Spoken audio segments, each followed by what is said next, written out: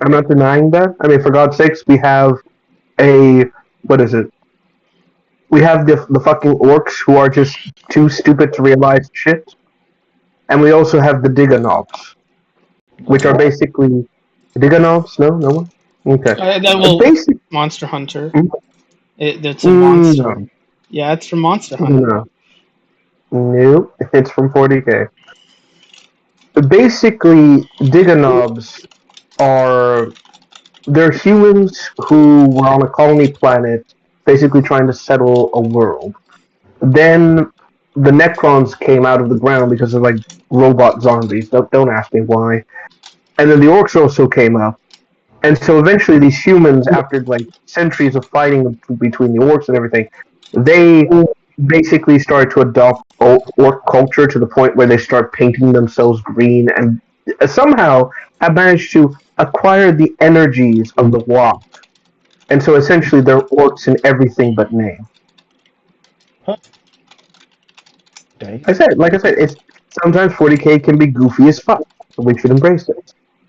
And 40k is a timeline or a piece of media that I'm not too big of a fan of. I just think like the council and everything like that, freaking exterminating planets for the hell of it.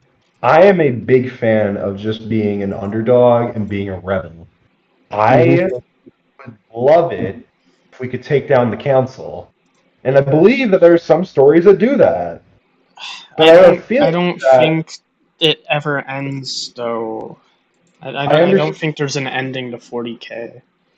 there will be, and I would love it if you could kill them. You could kill the council. Get rid of it.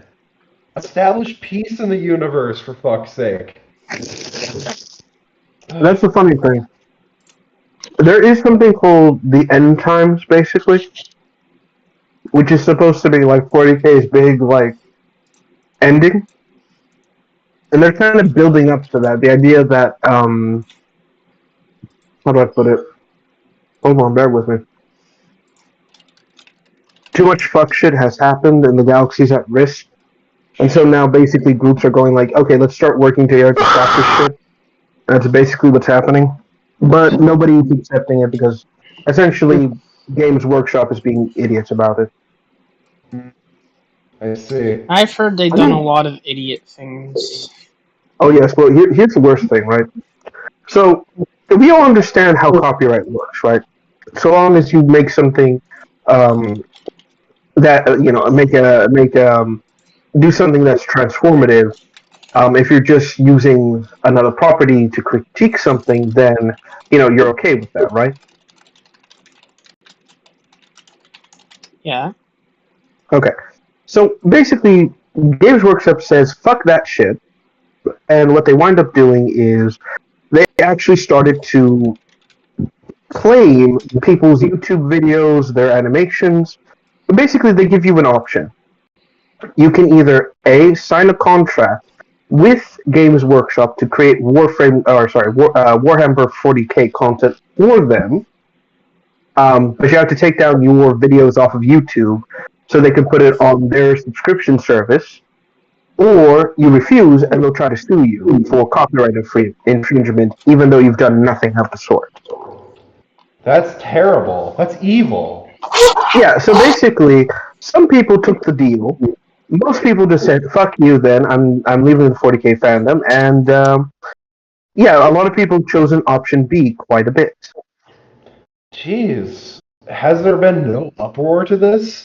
Oh, there was, and people basically said, fuck you, I'm leaving. We're talking about people who have spent like a large portion of their like life savings on 40k stuff, basically saying, I'm done. Selling off their minifigures at like extreme discount prices and moving on to other things like Stellaris and other properties outside of 40k. Like they've seen a huge tank in numbers, but they don't want to stop this. They still do it. That's terrible. Mm-hmm. Justifies my point. Get rid of them to get rid of the bigger boys. Well, what's ironic is that I think I like to say that the person who may have been keeping 40k alive for like a long time was Alpha Busa, And then this whole thing with like them happened. They didn't go to Alpha, but he knew they would come to get him eventually. So what he did is like he canceled his 40K project, which is like if the Emperor had a text-to-speech device, which is this very like tongue-in-cheek 40K silly thing, whatever. He cancels that completely because this is a man who has a wife and a child. So he's like, I can't waste our money on a lawsuit. So I'm just canceling it. And people are like, oh, but they still supported him in his projects. Now he's doing a new series for the World of Darkness, who apparently he has a contract with them that they're like, oh, we won't copyright or do anything to you. Just make this stuff and have fun with it. Like he's really on good terms with the company, to the point where he's like, okay. And yeah, he does this series called Hunter the Parenting, and yeah, he's returned to his kind of roots, and it's really freaking fun. That's great to hear. Yeah, like he turned a terrible law. Like, of course, it wasn't like 100%. I'm gonna do this overnight. It was more like he had to decide what he was gonna do, and then he talked to like his audience and said, "I know not everyone's gonna support me as I like transition into this new thing. I know I'm gonna lose subscribers, but you know, hear me out on this. Like, this is our project." And people said, "Yeah, no, sure, do it." And like a huge portion of his audience is still with him. Damn. I'm proud of him. If he managed to keep his audience, that's great. It's almost as if you're not a complete asshole who goes after drama and stupid shit, you actually have a following. Isn't that an interesting thought?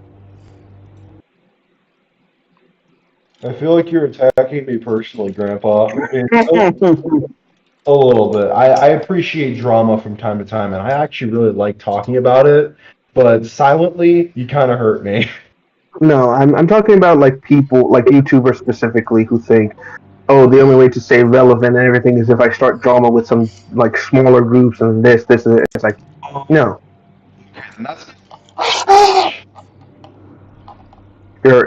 your audio completely like died on you. What happened? I heard a glitch. Like it glitched horribly. Yeah, I heard it too.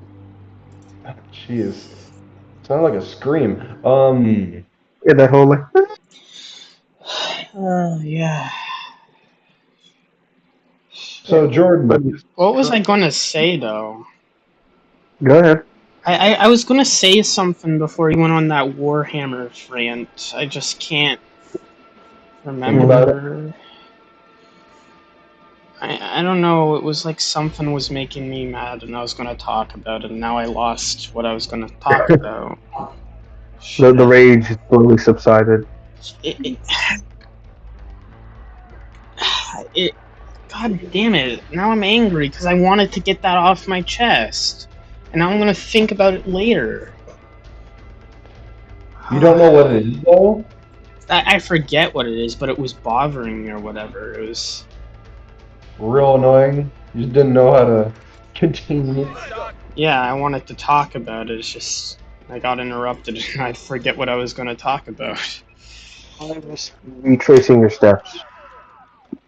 Yeah.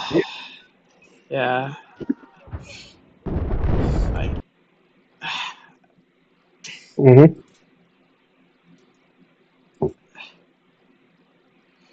I don't know. Let me check here. Yeah. I'm not denying that. I mean, for God's sakes, we have what is it? We have the fucking orcs who are just. Yes, Babylon. Yeah, I'm sorry if I can't think of it right now. It's just like I think I was gonna go on about something and it might come to my mind later. Sorry about that. It's alright. Yeah, if you got something you want to say and get off your chest, just let us know. Okay, I will. If I remember it.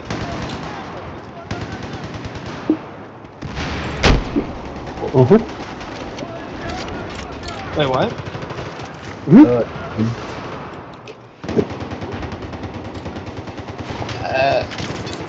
What's going on? I said nothing. Sorry. Likewise, I was just going like, okay.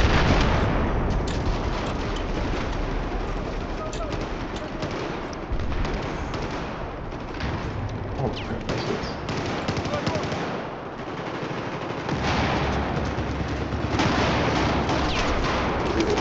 And I'm done.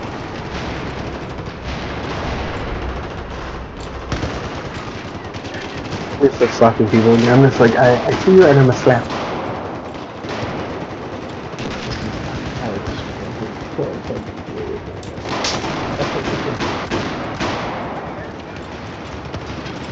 There's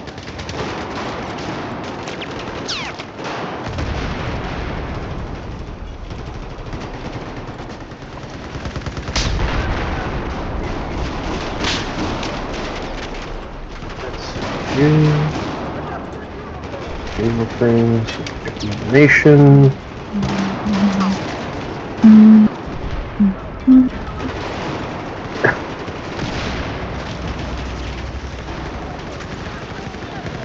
Am I ever thankful we created geophysics?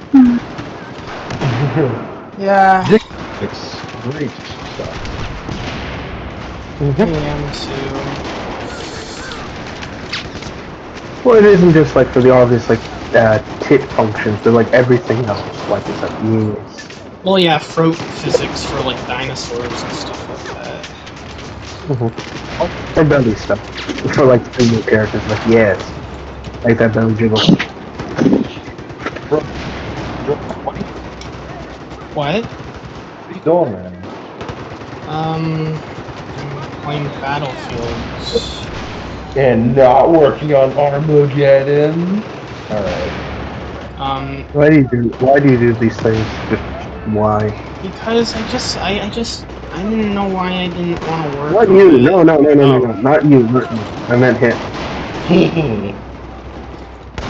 Sorry. I just was like, I don't know how to describe it. I just like, you know, I had a rough day and I'm just trying to chill out right now.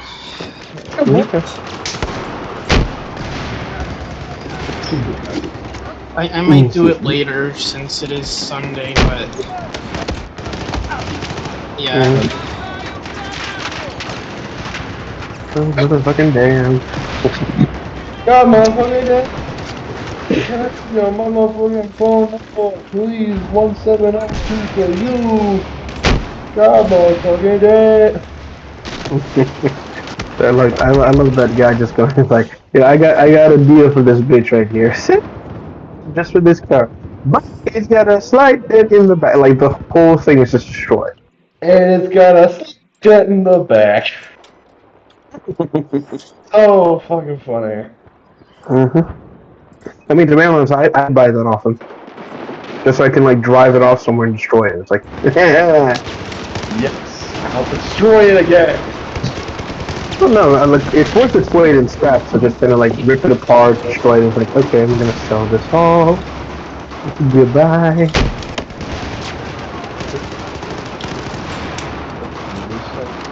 Right. I don't know the rest of the song words. Okay. Sorry. No, I wasn't saying anything. I was like, okay. Let's see here.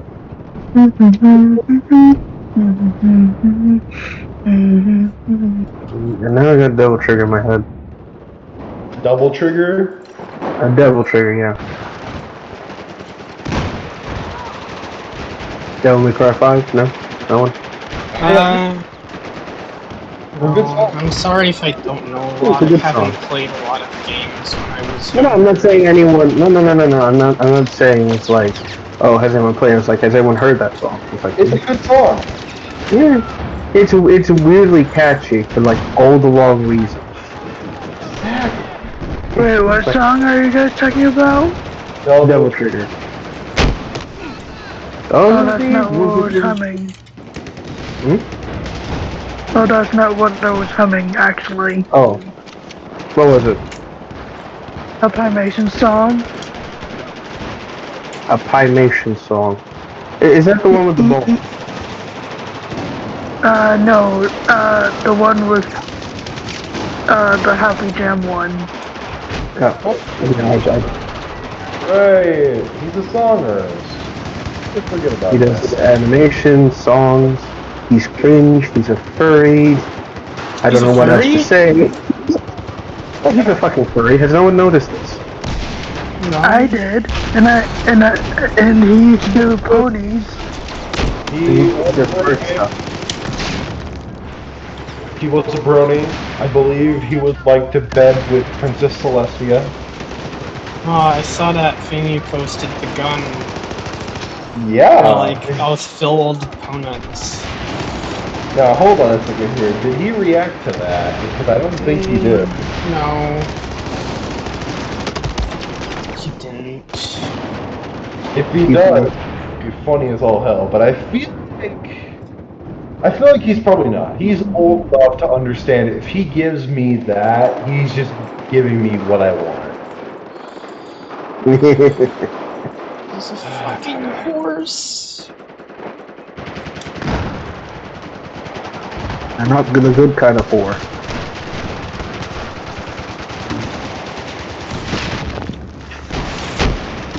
I'm gonna be dead honest. If I ever have like a prostitute like with me, I'm definitely giving them like a fucking tip number because Why aren't you sniffing her ass instead? no, I'm giving them a tip that's actually fucking really good because I feel You have a high standard on whores. You know that, right? I do. Like, I get you want to be all like, you don't want to be rude to a woman, and you don't want her to feel like she's an object and all like that. But a lot of these Exactly. prostitutes kind of deserve to be treated the way they are. I was like, he's not wrong. They're not good people at either. Just, like, a lot of them do scummy shit too. It's a combination of scummy shit or just like, oh, I thought this would be easy money, and it's like, okay, whatever. Like, some of them are genuine victims, but then there are some that are like, you know, they're doing scummy things and... The amount of genuine victim whores is like lower than you think. Really? Oh yeah, it's it's probably like- just the modern, like, media depiction, I guess. Yeah, because again, everyone just wonders, is like, oh, she's probably in this life because, you know, she has nothing else in her life, and like, blah, blah, blah, blah, blah. It's like, nah. It's like half of the time it's like these chicks are from fresh out of college and like, oh, I'm gonna do the things my parents said I shouldn't because then, and it's like, And then next thing they know, their lives are ruined because they ruined it themselves.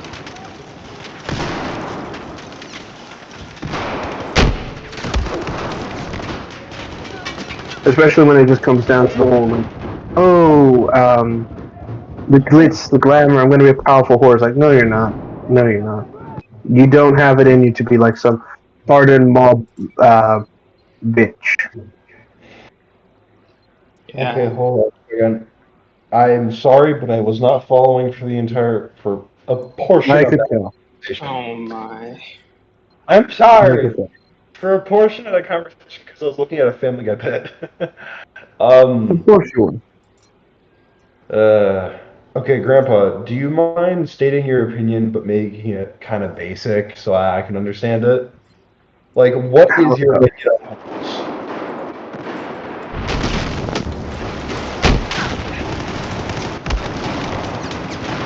Rockets disappearing here. Okay, I didn't hear you. Did you No, say? I didn't hear what you were saying. You said you wanted me to reiterate the response. What was the question? What is your opinion on a whore? Like, what is your actual opinion on a person that sells out their body for sex? I'll use a quote here. You look like a cut of fuckable meat. Are you? Oh. I have no nuanced opinions on it, and I have no opinion on a whore. Really? Yes.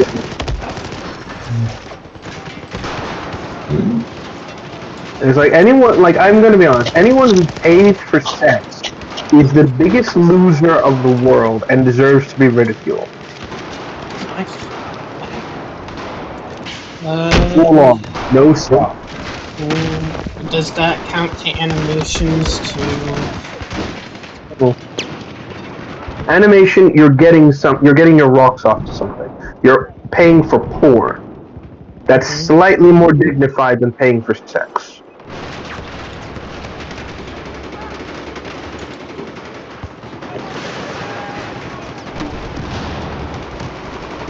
That's all I'm gonna say on that.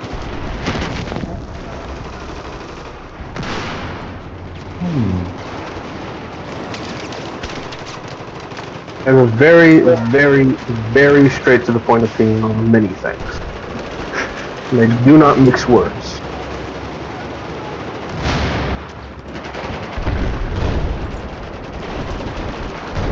Oh, gee Louise. Sorry. I'm just looking at. Yeah. Again, you wonder why you're a constant source of disappointment. Shocker.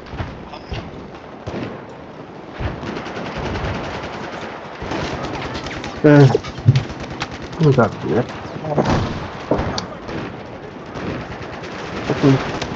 Come on, slow packing first. Hold on. 1, 2, 3. Oh, there it is. Ooh, that was good.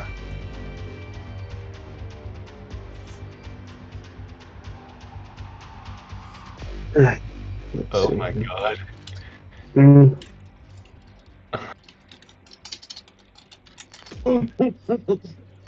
This is exoprimal rig dinosaurs. What is this? What is this bullshit?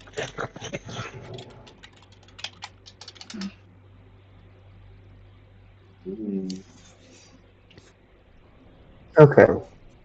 Wait, that's what they're calling the suits? Rig dinosaurs? What? Why the fuck? Okay. Whatever. Could have used anything more interesting. Could have just called it like something Latin based. No, you just do dinosaur. Fuck it. God damn it! I didn't get to tell him to get anal bored. Only things. Why?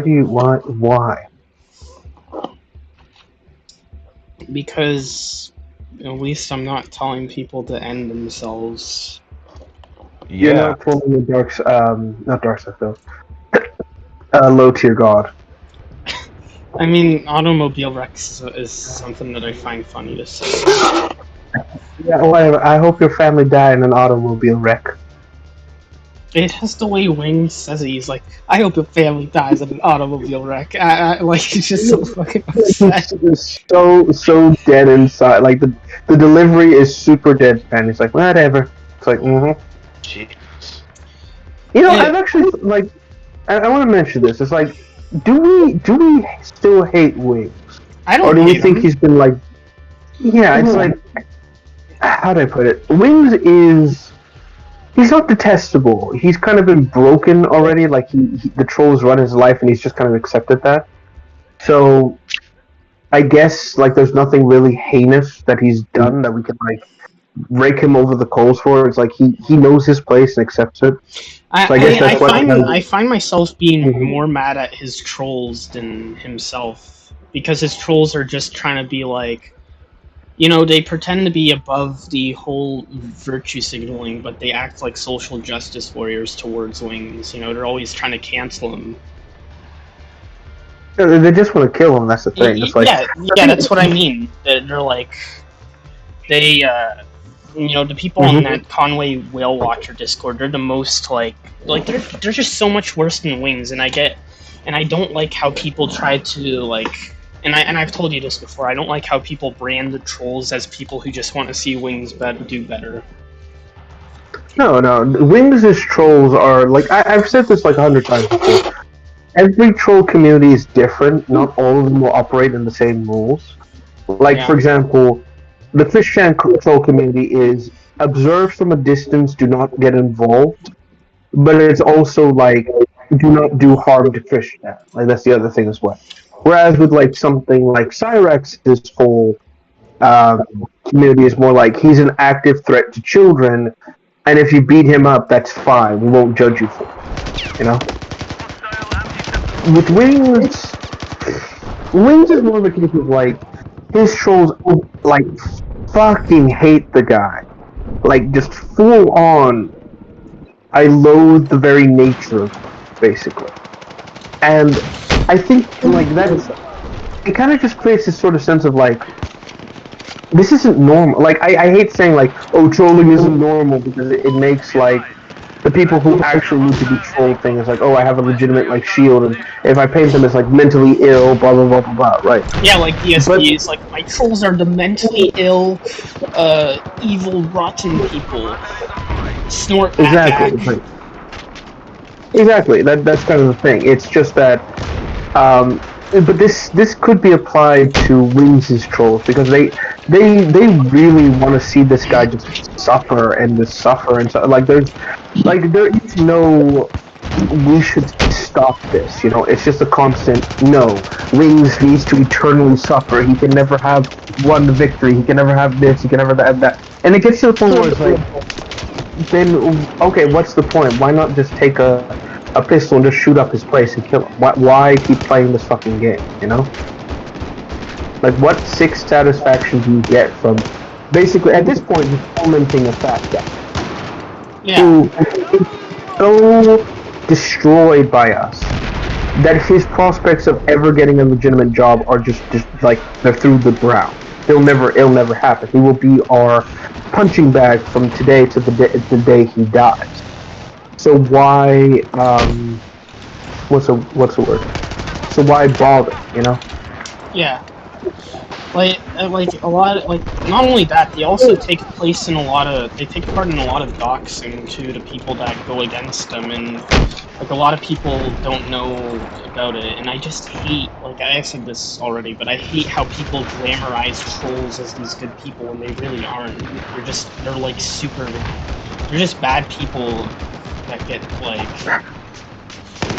from this, and again, this is like speaking on my own experience with trolls and being part of the communities. I don't see them that way. Like I acknowledge that there are some really fucked up trolls, but half the time, trolls themselves, like the main thing is like you gotta stop reacting to them. You've gotta stop giving them the reactions they want because the more you keep reacting to it, the more you keep letting them find your buttons, the more they'll just keep going and going and going and going and going. And what Wings, what DSP, what Cyrex, what Fishbend, what they never understand is that them constantly provoking the responses, them acting the way they act, is what causes this. Like I've seen moments or instances where like trolls are shut down because the victim doesn't give them what they want. They basically just give they're like, oh, that's funny, and just kind of go with, you know, they go into the joke or they just let it be. They don't let them find out like, oh, this is really bothering me, and therefore I'm going to do that, you know. But that's the thing that these idiots have never understood. Like, they can't live in a world where they themselves are the butt of the joke. They always have to be the one telling the joke, the cool guy, you know? It's always this kind of like just cycle of my shitty actions basically causes people to hate me, but I'm never gonna change my shitty actions because fuck the world as well. That's basically the point.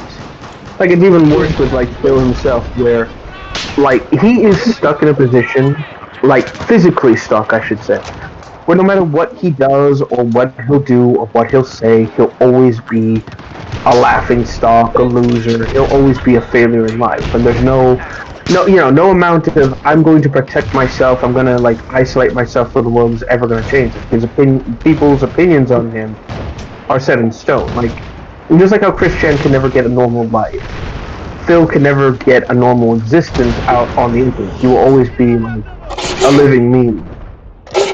Best way I can put it. Mm-hmm. Also, speaking of jokes, I do have one joke I want to share with everyone here, and I don't know if you're going to like it or not. So, here's my joke. A man goes down to a bar and notices a strange oddity. He sees a 12-foot tall pianist playing the piano. The man speaks to the bartender and asks, "Hey, where did this little guy come from?" And the man says, "There's this really old genie out back behind my bar, and he grants people one wish." And so the man doesn't believe him, but he goes in. He reaches there and then discovers, true enough, there's an old genie sitting there, and he looks ancient. So the man approaches the genie and says, "I want $1,000,000. And the genie grants his wish. And the next thing the man knows, he is surrounded by a swarm of ducks. And then he says to the genie, "Hey, this isn't what I asked for." And the genie says, "You wished for 1,000,000 ducks, and I gave you 1,000,000 ducks." So pissed off, the man returns to the bar and basically sits down and talks to the bartender. And he says to the bartender, "That genie is no good, there's something wrong with him." And the bartender says, "Yeah, I know."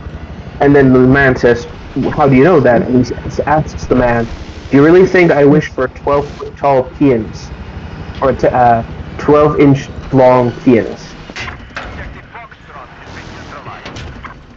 You don't get it. Oh, I get it. What sounds similar to pianist? Penis. Duh. Oh, Yeah. Yes, exactly. That's the joke. There you go. Heads up. I have eyes on an enemy AA west of your location. Let's see here. Well, yeah, no. Anyway, getting back to this whole thing with trolls. Again, this is kind of the thing, and I think the problem is that since the internet is still kind of like the Wild West, I don't think we have any laws in place to deal with like legitimately bad people. We only have, the court of public opinion, and we know how volatile that is. I've oftentimes said this as an idea I wanted to pursue, a concept I thought, which is like what we'll refer to as like channel prison, basically. Let's say if you violate something legitimately wrong, like let's say you break a law, you've done something awful, yada yada yada, right? Depending on the severity of the crime, the individual's internet access is revoked, and they cannot access their channel. All they can do is use the internet for basic information searching, like monitor. They have to use it to look up things or pull up information, things like that, basically. But they have no access to their. If they have a YouTube channel, they can't access it. If they have a DeviantArt account, they can't use it. All this stuff until their let's call it Sentence. yes, is up. Once it's up, everything's been done, and they after it's all been said and done, they're able to return. Then they come back. They have access to their channel. They have access to everything. All that's said and done, and as a result, we cannot persecute them any further. It's a hard limit on how far we can do things. Now, if they're a repeat offender, if there's someone who's shows they cannot change no matter how much you do, then yeah, sure, you can keep going absolutely balls to the wall crazy with them. But after that point, if they don't do it again or anything like that, then they shouldn't be constantly punished for something, especially if they're trying to make amends for it. Yeah. Alright, yeah. I mean, that's just saying that they can only go into one controversy and leave it at that. Well, I'm saying it would have to be something severe, I don't know. I'm using an extreme example. Let's say they're caught talking to minors and then being sexually explicit or something like that. If that's the case, then it's the sentence would obviously be a lot bigger, and law would have to be involved in this. But if everything is said and done, if it's all done to the comfort of both the court of public opinion and the law, then after that people should let them be at that point. They've served their time. There's no point in dragging this out any further. Well, the thing is that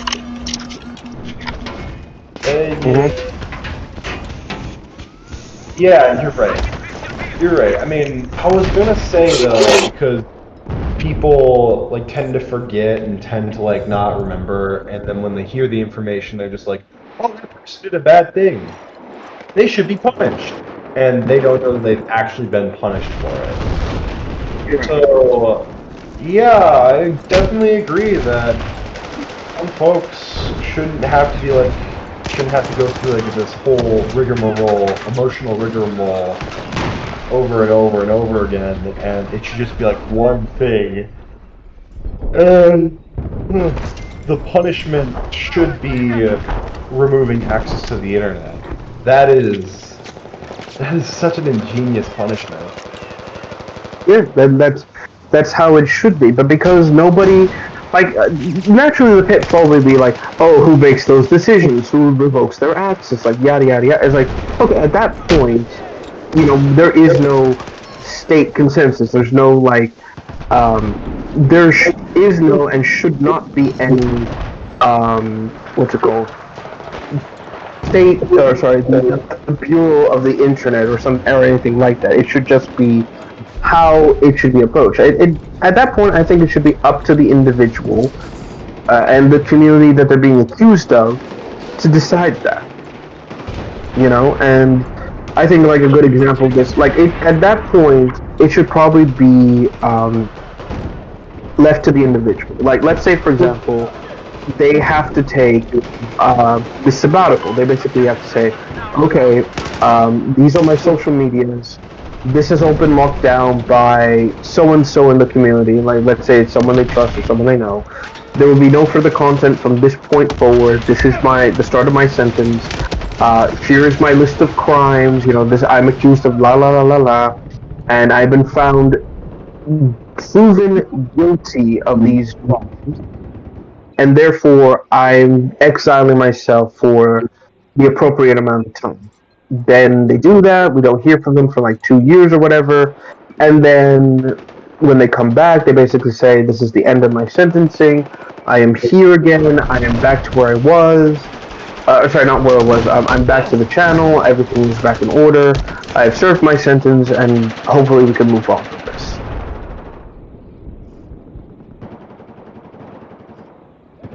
Obviously this isn't a perfect system. It's just a general idea, and it's rife with exploits. But it's better than the endless witch hunt a lot of people find themselves in, especially if they've been either correctly or incorrectly accused of something. Now, if someone refuses to take this year sabbatical, and they refuse to say, no, I'm innocent despite being proven demonstrably guilty, then at that point, it gets a lot worse, and the punishment will continue to be terrible for them because the internet is being relentless. At that point, that's when the witch hunting should begin. At that point, that's when the witch hunting should begin. Ooh, that's interesting. That's an interesting way to say it. Yeah, because it's technically that's what you're doing. You're basically attacking someone for crimes they have committed and just destroying their life constantly. That's the best way to put it. If it's like someone again, I'll use Cyrax as an example. This is an individual who has been proven to go after minors and all this crazy shit, and yet he is so deluded into believing he's not a pedophile that he's refused to take any accountability. And this is what leads people to go okay, I not only hate you, but I'm going to go out of my way to ruin you in every sense of the word, basically.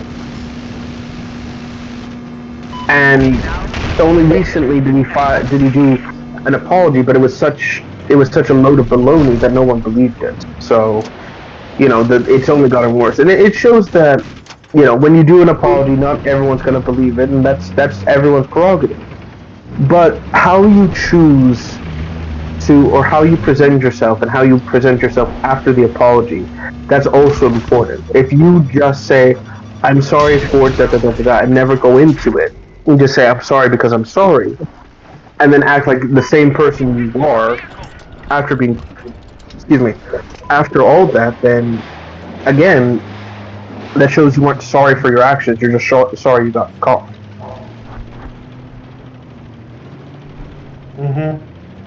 Hold on. Give me a second. I'm going to mute myself. I need to send something off here real quick. I'll be right back.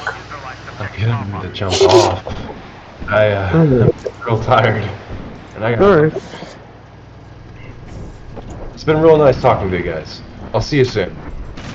See you soon. Bye.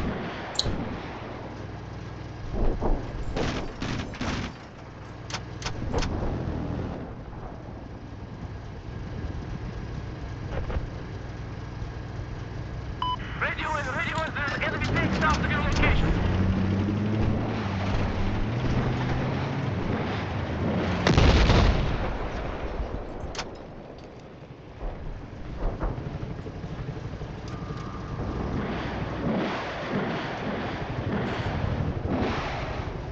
I advise that the enemy takes west of your position.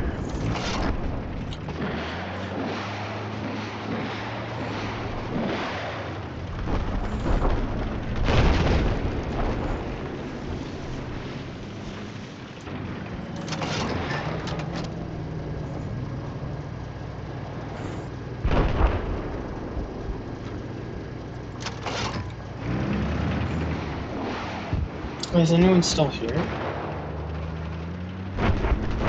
Hello?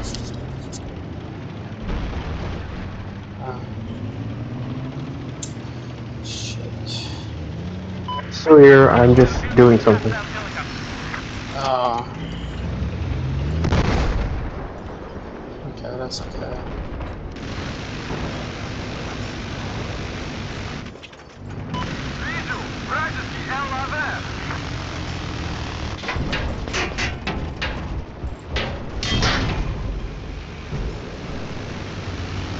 Alright.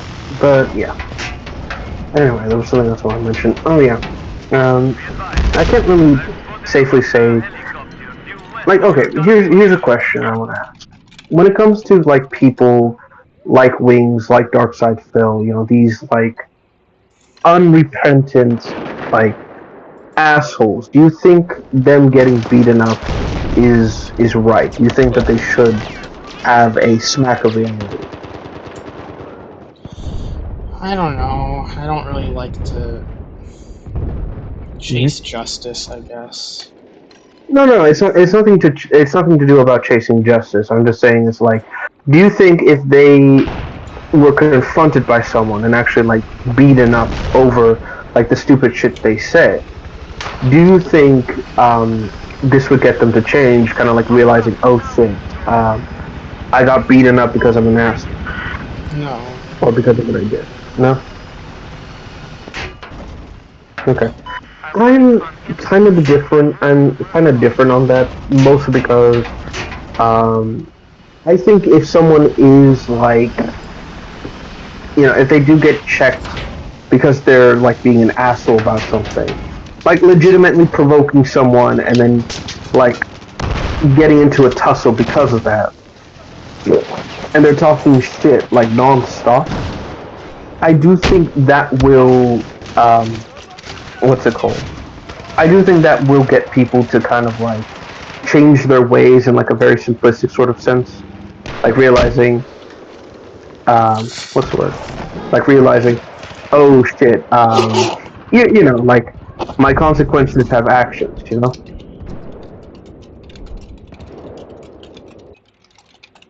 But again, that's just my opinion. You know, the whole idea of like you need to get slapped with reality, basically. Basically, what should have happened to Christian. Yeah. It's just some of them are too full of themselves, like DSP. Yeah, especially DSP. But the ironic thing is that DSP is a complete coward. He is terrified of the idea of going into the real world and confronting things out of his control, because he can't live in a world where he isn't in control and isn't able to like reinforce his delusions, you know, like especially because what's the word I'm looking for here?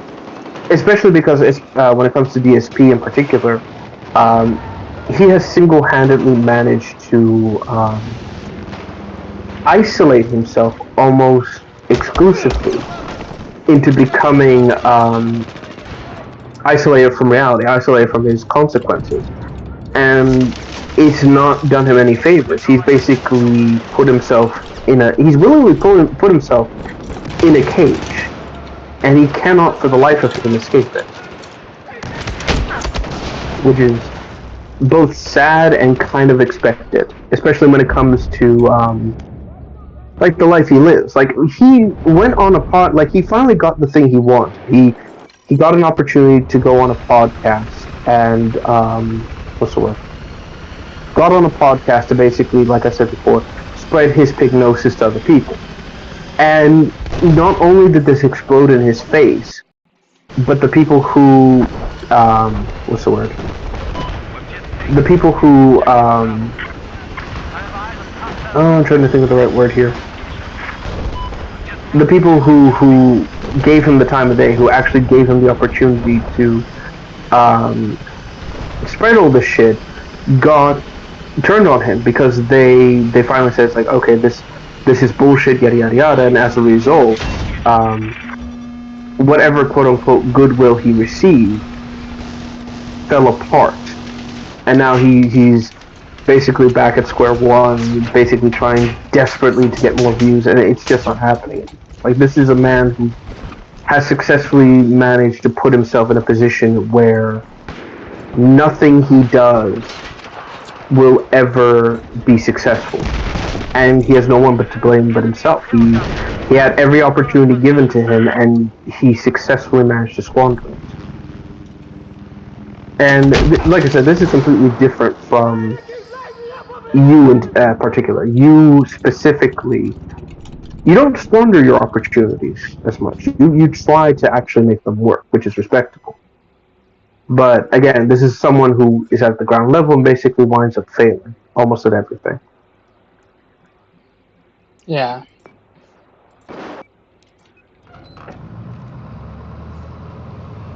It's, like I said, it's sad as hell. There's no other way to put it. Yeah, all the ESP likes to do is go ack, snort, snort. Other things too. Like the guy, again, Phil is trying desperately to put himself back in the early 2000s era when YouTube was a big thing, and he's under this delusion that if he controls everything and puts himself in that position again, he'll be a success. But he doesn't understand that everything's over. The pennies he's making with his streams and shit, basically. With the videos he puts up is not worth it. He is someone. What's the word? He's put himself in a position where he's bleeding his sources of income dry every single day, and I'm talking about like his pay pigs, the people who support him every day online on his streams and everything. He's managed to put them in a position where, like I said, this man is making, like I'll give it this. The amount of money he's making, in quotes, in terms of donations and everything, it's not a small amount of money. Like, we're talking, he's breaking like $1,000 or so every so often. Like, I'm not denying that whatsoever. But it's not consistent. Every time he does it, he winds up, what's it called? He winds up losing more and more over time. And eventually, like I said, there's going to be a point where nothing will happen, you know? Yeah. And there's no, like I said, there's no way I can rightfully say to Phil that he is successful in any way, shape, or form. He is, what's the word I'm looking for here? It's a Ponzi scheme. That's the best way to put it. He's convinced a lot of people to give him money with the specific intent of claiming that, oh, things will be better, yada, yada, yada. But that's just ludicrous. He will not succeed in what he tries to do. Eventually, by the law of averages, he'll fail. And there's no way around that. As horrible as that sounds, one day, Phil is going to wake up to a world where everything and anything he's done will mean nothing. Yeah. And again, he'll have no one to blame but himself. He'll have nobody there to prop him up. And like we've been saying this for years, but the truth is that is what it is. This man has never achieved, never reached, or never gotten to a point of notoriety since the early days of YouTube. And no amount of begging, no amount of give me money is ever gonna change that. And what's worse is that Phil has managed to successfully put himself in a position where he appears as a weak, pathetic animal, basically hobbled. But one day, someone's going to take notice of him, and someone's going to, like, put him down for good. Like, all it takes, again, is just one bad situation to snowball and destroy everything he's trying to do.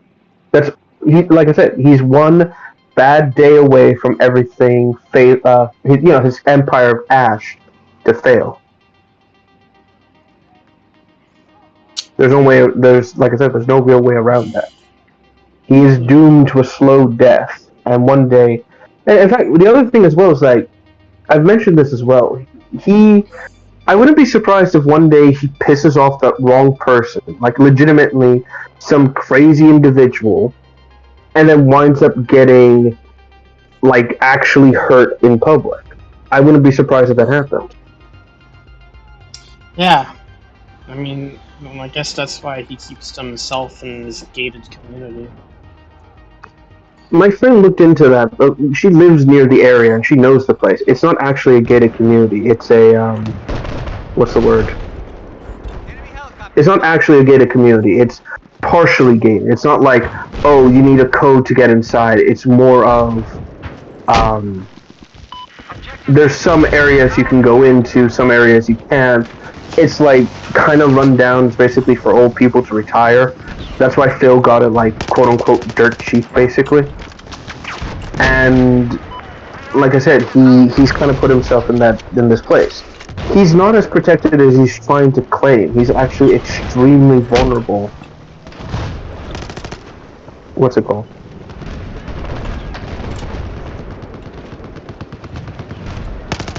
He's still in, like, a position where eventually he will be... Like, if anyone wanted to, they could go to his house and fuck with it. Like, all it takes is just one person finding the location and going, yeah, I don't need to do much to take you out, Phil.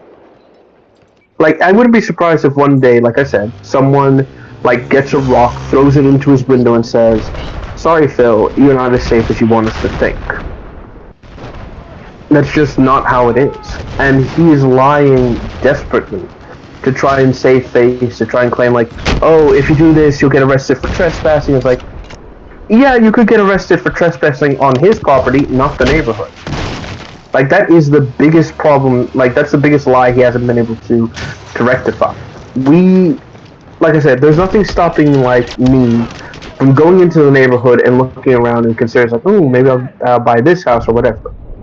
There's plenty of things stopping me from, like, going to his house directly, but that's it, you know?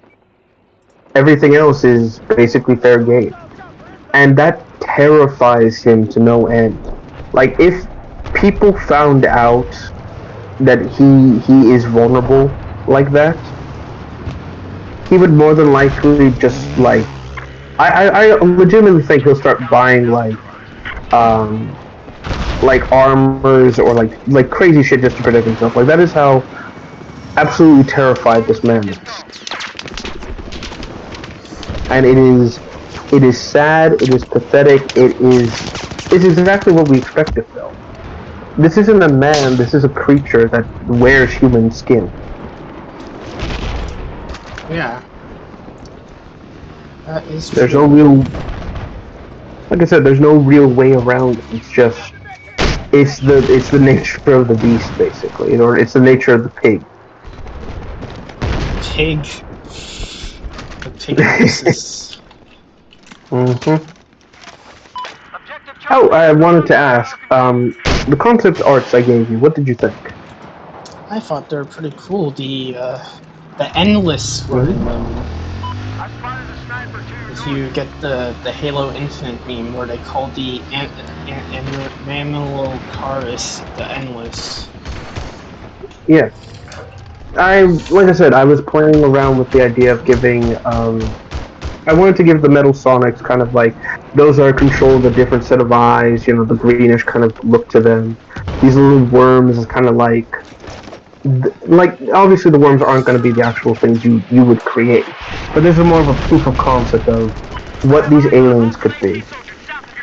As for the second image, this was just kind of a doodle / concept. You mentioned that you wanted prehistoric critters for this, so I thought, oh, what about these prehistoric synths?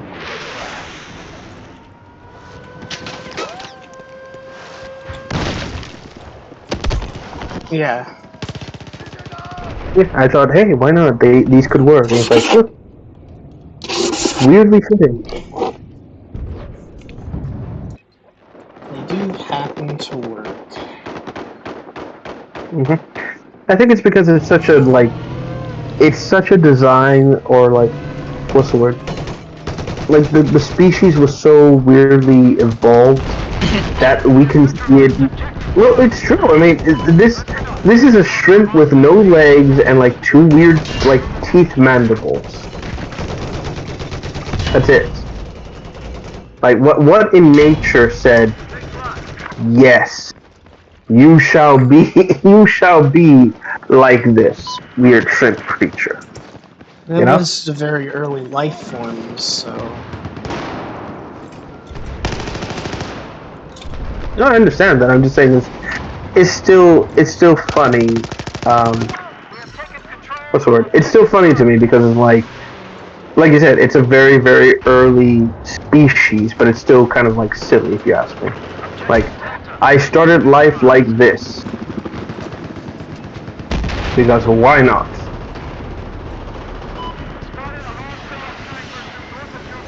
Yeah. Yeah, let's see here. Right, let me see. But yeah, I'm still tinkering with some ideas. Obviously, you're probably gonna do something a bit more. What's the word? I'm just trying to think of the right word here. You probably have a bit more when it comes to like the ideas or like kind of the aliens. So I just kind of went with, hey, why not?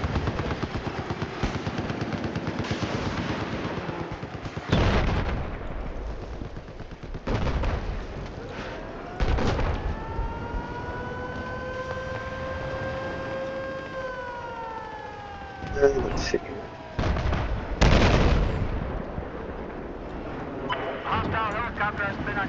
Let's see.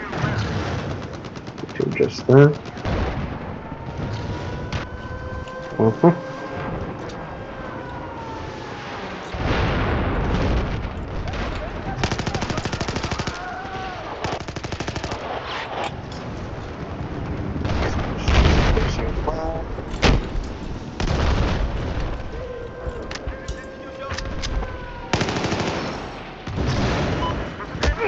That, bring it over. Alright. That's why I'm just pulling this as well. Okay, let's see here.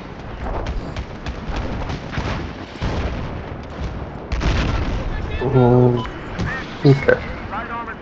So that's that. What else needs to work on?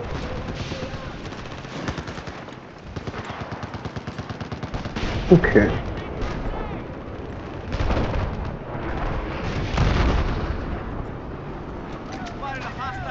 Well, let me see.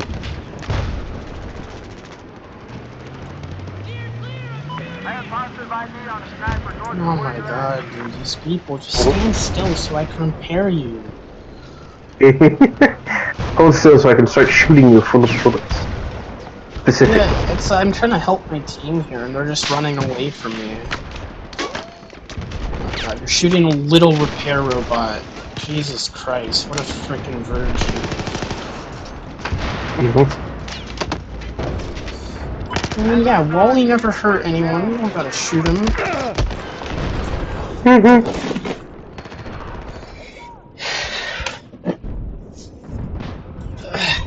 Where's my freaking... Okay, there. Back in my seat.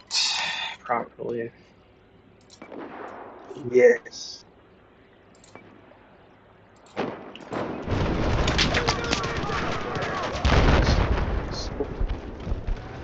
Okay.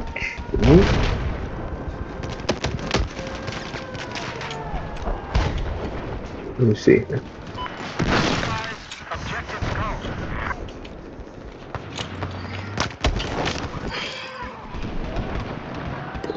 I just taking well, so that's kind of the main idea, I suppose. Okay. What about my voice? Okay. What time is it? Okay, got hopefully 2 hours. Excuse me. Other than that, let me see. I don't have much else in terms of this. Let me see. Right. Okay. Oh, I also want to ask, how are the commissions going? The commissions? Mm-hmm. Well, I'm stuck on them, man. I have these ones that require a lot of graphing, I have eyes on an enemy. and it's just so annoying because I don't know how to do a lot of it, and I don't know, and I need my friend's help, and he's not really active, and it's stressing me out. You know, I was trying to get all the ARC ones done, but it just sucks because I want to make $50 a day, and I can't do that if that happens. Let's see. Graphing. What is it so? No graphing? Yeah, for Unreal Engine. I see. Okay. I had a feeling that was the case. It sounded familiar. I just wasn't sure. It's like, oh. Fish be hostile tank to your west. Okay, let's see here. Okay. So that's that. What about the, aside from the arcs, oh god, hold on. Aside from the arc missions, what about the other, SFM ones? I haven't done anything on them, to be honest, because I've just been... I don't Preoccupied? know. Yeah, I just wanted to do the ones that paid more first, or the ones that I just... Jesus Christ, they're shooting a little robot. Of all the things they can shoot, they're shooting my little robot. Are you out in public? Yeah. Well, as for the SFM commissions, I'm gonna try and start doing them soon. I'm gonna do yours and Mega Tanks, because you guys paid. And Big Asses, because he also paid too. He's actually has a lot of requests pending, because he paid me a lot. Like Tyrion. Yeah, I've Have just you- been... Wait, what? No, I was gonna make a suggestion, but go ahead. Yeah, I've just been having issues where Okay. Virgin. It's just I'm having issues where like people or they just pay me money without asking, and then now I have to do all their bullshit. That's why people tend to do it. Like They're kind Tyrion of, gave me $200 out of fucking nowhere, right? And I was like, okay, I don't know if I can really do this, because, and they're like, oh, they just didn't fucking care, so now I have to do that, but, oh well. It's like they just kind of requested it out of nowhere, and I'm still working on it. Okay. Here, I'm gonna give some advice here real quick. Do you know what commission slots are? Enemy drone spotted. Shoot it down. Hello? No. Commission slots are basically, it's when an artist will say, it's like, okay, I have a list open for commissions to be done first come, first serve, basically. And what will happen is that it kind of forces people that want to commission you, like, and have the money to do that, while those who just want to go like, oh, I'll do this later or whatever, kind of incentivizes them to stay away, basically, and back and forth. The idea of this is that it helps you organize better and prevents you from being overworked by everyone around you. Because that's what's basically happening to you, because you don't have a hard limit of, okay guys, I can't keep taking commissions, everyone please, like, chill for a second. It sucks when I don't have, like, I'm so used to having a program manage well for me that when it's like I have to do it all by, like, manual text, it's harder for me to do, especially when I manage so many projects at once. I've never been good at updating things frequently. Exactly. That's what I mean. That's what this list kind of helps you with, is, like I said, it keeps the workload simple and prevents people from kind of overworking you like you're being overworked right now, basically. That's the main issue, or the main point of why why the commission lists exist. It basically helps you keep everything simplistic, basically. I want to recommend, and because you have, like, safe for work and not safe for work stuff, it's kind of difficult to really do this because because if you try to do this, you have to both have the commissions that you can do for safe work, and then you also have the commissions that you have to do for, like, not safe for work. So my advice for this would be, let's see, which takes priority for you? Safe for work, actually, to be honest, because it pays more, and because it's easier for me. Okay. So here's my suggestion. For the safe for work stuff, have that as a priority list. Set that up for, like, let's say 10 commission slots. Alright? For whoever wants to hire you. And for the not safe for work stuff, set that up to, like, let's say 5 commission slots.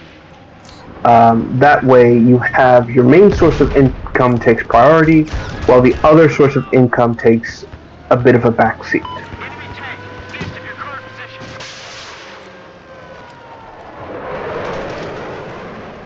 And let me see. That's really the best way I can put it. It's like, this will, what's the word? This is the best option I can really give to you in terms of, like, how to handle things, how to get things in order, that sort of thing.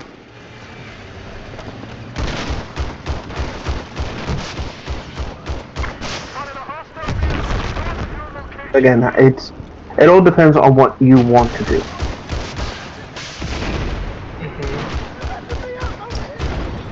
Yeah, I guess that is true. But to be honest, I think not safe for work would get more,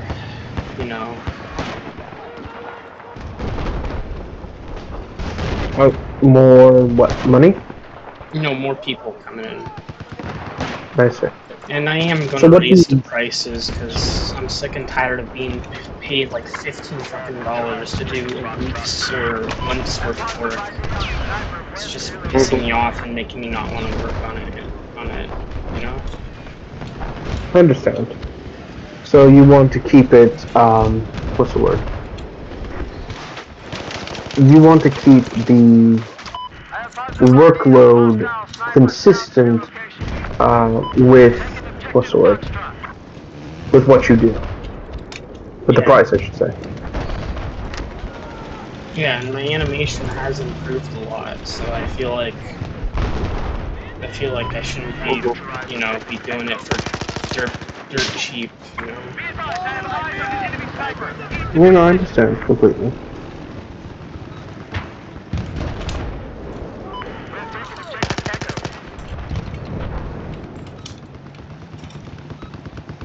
I think the only time you should do like dirt cheap animation should only be when what's the word? If it's something simple. I think that's the only time it should be like that. Okay. Like I don't know, like a 2-minute loop of a character doing like butt stuff there. You know, that kind of thing. Yeah, you know what I mean. It's like something that's simple, doesn't take too much time. It's like, oh no, I'll do that for like $5 or something like that. Well, not actually $5, but you know what I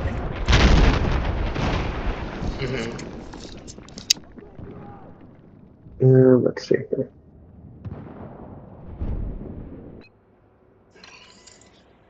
Okay.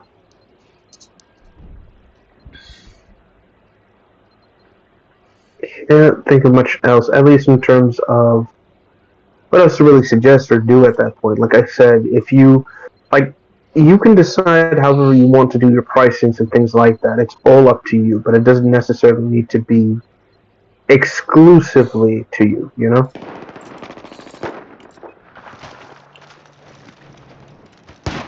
Yeah.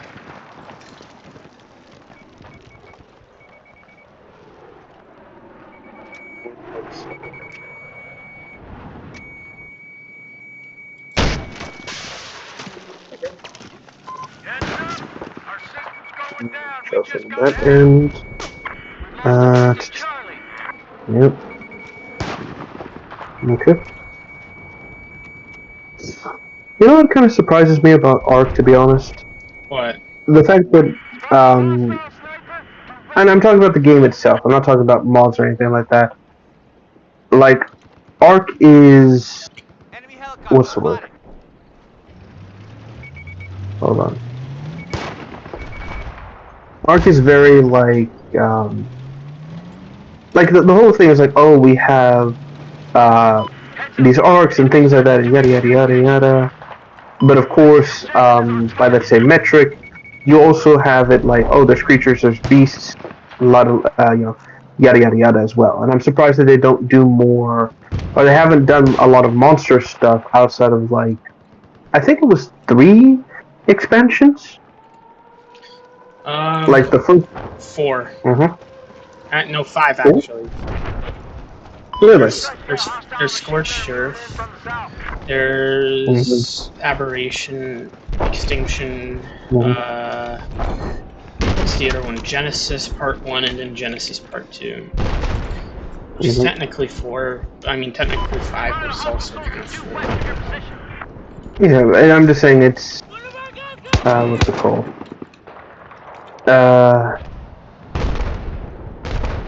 Trying to think of the right word here.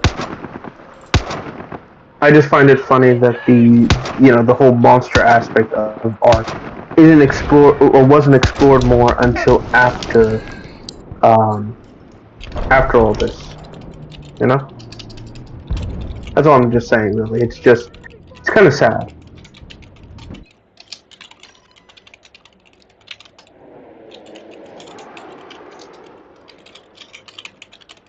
Let me see here.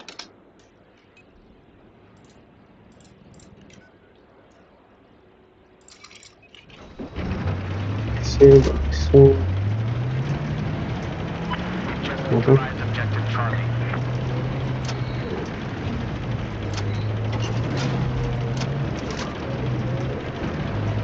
Let me see that.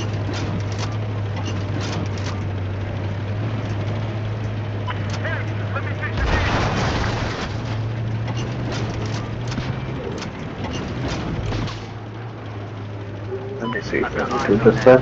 It's just strange is all I want to say. Like, it's clear that you have aspects with, like, Ark and everything like that, but then the really, like, strange creature stuff doesn't take full effect, what's it called, until much later. You know? Yeah. It was a strange thing to me, if you ask me. Honestly, they were kind of just using the dinosaurs as a selling point for the Jurassic type. In my opinion, I don't know. And a lot of people Well, like it's just- dinosaurs. They don't actually care for this. A lot of people don't like the futuristic stuff, which is a common trend you see, that people don't like how, you know, their franchises stray from what they originally were all about. See, I can respect that to an extent, but at the same time, when it comes to Ark, it's just too odd to me because you got like you have the normal dinosaur stuff, which is okay, whatever. You know, dinosaurs in like what's the word? Arcs, in the arcs or whatever they're called. Fine, whatever, that makes sense. But the more like sci-fi, weird critter kind of creatures, these really do kind of draw the eye because these are like very creative critters that you don't really see that often, you know? Like, it shows that the, what is it, Wildcard, I think they're called? The studio? Yeah, Studio Wildcard. Yeah, they get creatures, and they try to incorporate like a sort of natural biology between the monsters. It isn't just like, oh, I'm gonna eat humans because I suddenly have an urge for humans. It's more like, okay, the further down you go into these biomes and ecosystems, the more you see like normal animals, weirder animals, stranger creatures. You know, there's an ecology to these places that you don't see in a lot of other games or places, which I appreciate, and it shows that, you know, if they move away from like the dinosaurs into their own original creations, they can work. It's just people, like you said, are too into dinosaurs. Like, oh, I need this, oh, I need that. It's like, And to be fair, a lot of their, like, you know, original creatures, like the rock drake, wyverns, the managarmers, the tech wyrm or whatever it's called, they're all very overpowered creatures that alpha tribes use to spawn camp noobs. So a lot of people hate them because of how overpowered they are and how they kind of broke the balance of everything. yeah, it's ironically, it's kind of an apex predator situation where once you reach the highest level, you know, the highest point of the food chain, then there's always going to be something that's like the hard stop, the thing that takes everything else out. It's just people are pissed off because like, oh my god, it's so unfair because this game is also open world survival, and like you said, noobs will spawn camp people. It's like, fuck you, you're ruining the fun. Like, I think the biggest mistake Ark does is letting the player control these super powerful creatures, you know? Like, I think, and this is just my personal opinion, I think these creatures should have never been able to be controlled in the first place. It should have just been like, they are incompatible with, like, the domestication process. It is just... So kind of like the bugs and, you know, the creatures like that. I mean, Yeah, the whole like entire you- point of the game is to tame things, so it's kind of hard to be like, you know, Mhm. it's kind of hard for Well, people to like be, I don't know, people just Told want to no. be, yeah, they want to be able to do their thing, and the problem with that is that Mhm. it's just like they kind of created this situation where they kind of have no, like the whole game's about taming shit, and that's what makes it unique. If they get rid of it, it's no longer unique. It's what's it called? It's a Pokemon problem. You know, it's like, oh, you start your Pokemon adventure taming the fucking Pikachu. Now you get to control Mewtwo. It's like, okay, and now, you know, where do you go from here? That's the main thing. With Ark, it's a similar situation. It's now you can control the mega awesome Death Dragon because you know you fucking earned it. You get the opportunity to do so.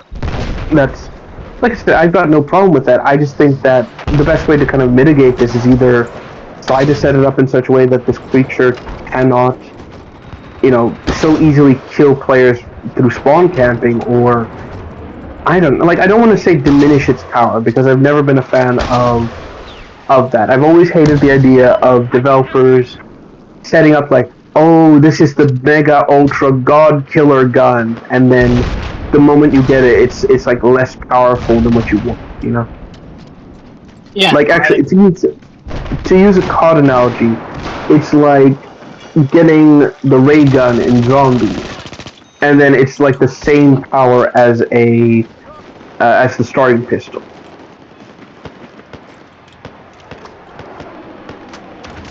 It's like all that build up for nothing. Like I said, I think it's like a combination of, because it's so open world, you open yourself up to these kind of pitfalls, but it's also like you need to set up like, I don't know, like a safety net or something. Like I think the best option would be like something like what Fallout has, where the starting area for players is within the vault, and the best way to like avoid issues is to kind of keep the what's the word? Oh god, I'm trying to think of the right word here. Oh, bear with me. I had it. We kind of like have it like a protected area, or say like there's an energy barrier that protects the players from this area when they spawn in the first time, but it fails after a little while, so they have to get moving, you know, survive, yada yada. Like a place to basically get your basics and avoid getting spawn camped every other time you want to do something. I know that's not a perfect solution, but it's better than just the alternative. Yeah. It's like that's all I can really say on that. Let me think. I guess the only other like alternative to all this as well is just how do I put it?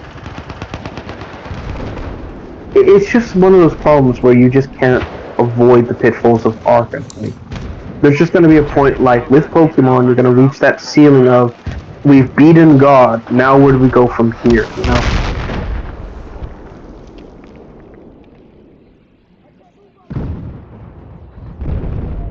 Odd place to state that, I know, but it's how I view it. It's a very similar, like, how do you end cap this? Like, I know that Ark has like a weird story going on, but it's not really presented to the player directly. Yeah, you know? it's kind of we're gonna put it all through the books and crap like that. I hate that. Yeah, so it's told all through the lore, and it's like, oh, you should totally accept the story and the lore, and it's like, how about I don't? How about you actually make it worth something?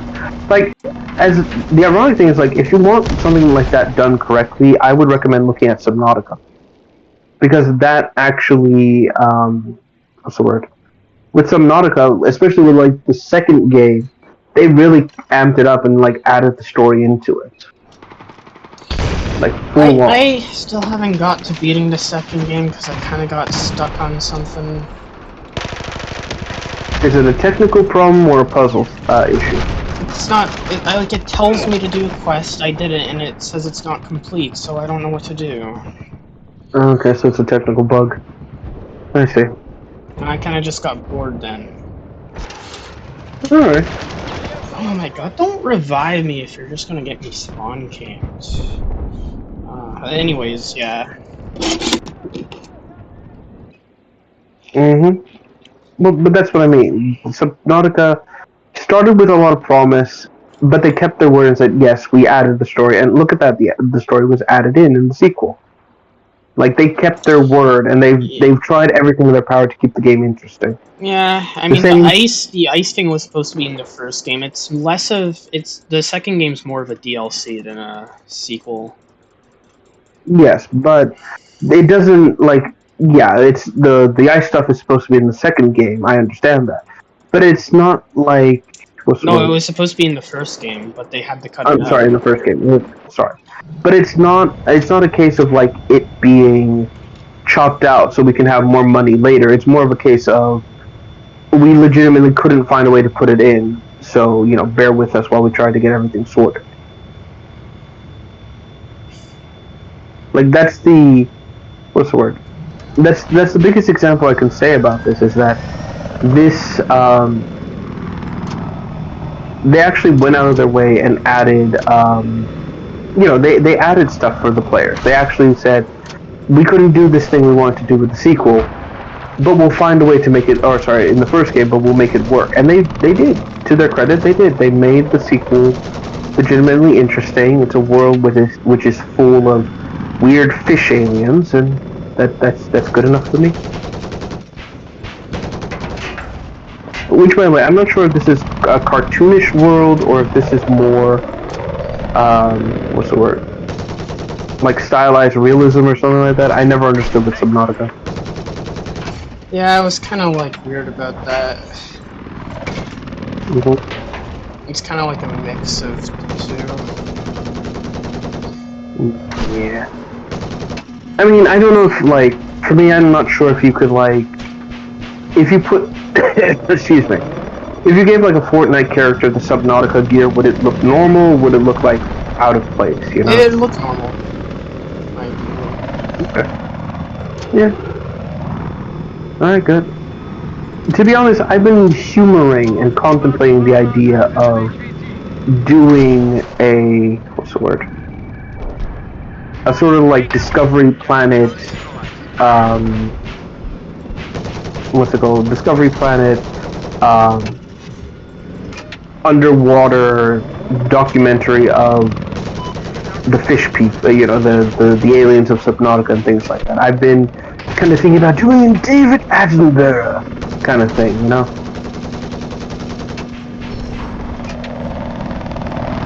yeah. Yeah. Well, I'm actually doing good into Havoc as the gunner of the pilot. I feel happy. My favorite attack.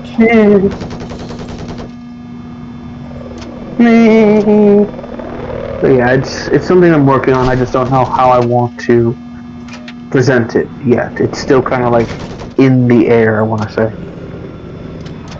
It's kind of difficult to also kind of depict and everything like that. It's kind of the main problem, I think. At least in terms of, what's it called? Oh, I'm trying to think of the right word here. In terms of, do I want someone to like be reporting on this? Do I want a character to actually be like, oh, what's it called? Like a narrator, things like that, I'm not sure.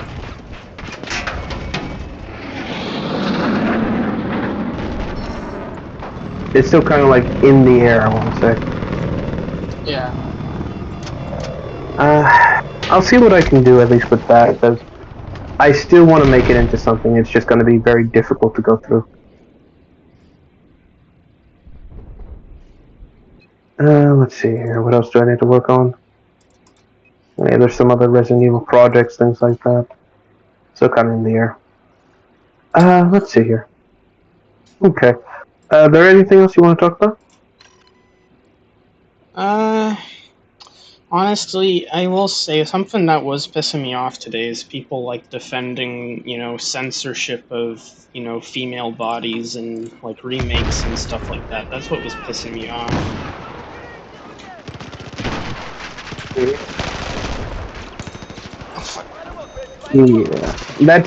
That's annoying because it's like, oh, sensibilities and this and that. I'm like, It's like I hate the word updated for modern audience, you know, like, oh, we are updating it for the modern audience. It's outdated now. Like, I hate those words, and I can't put my finger onto why, you know.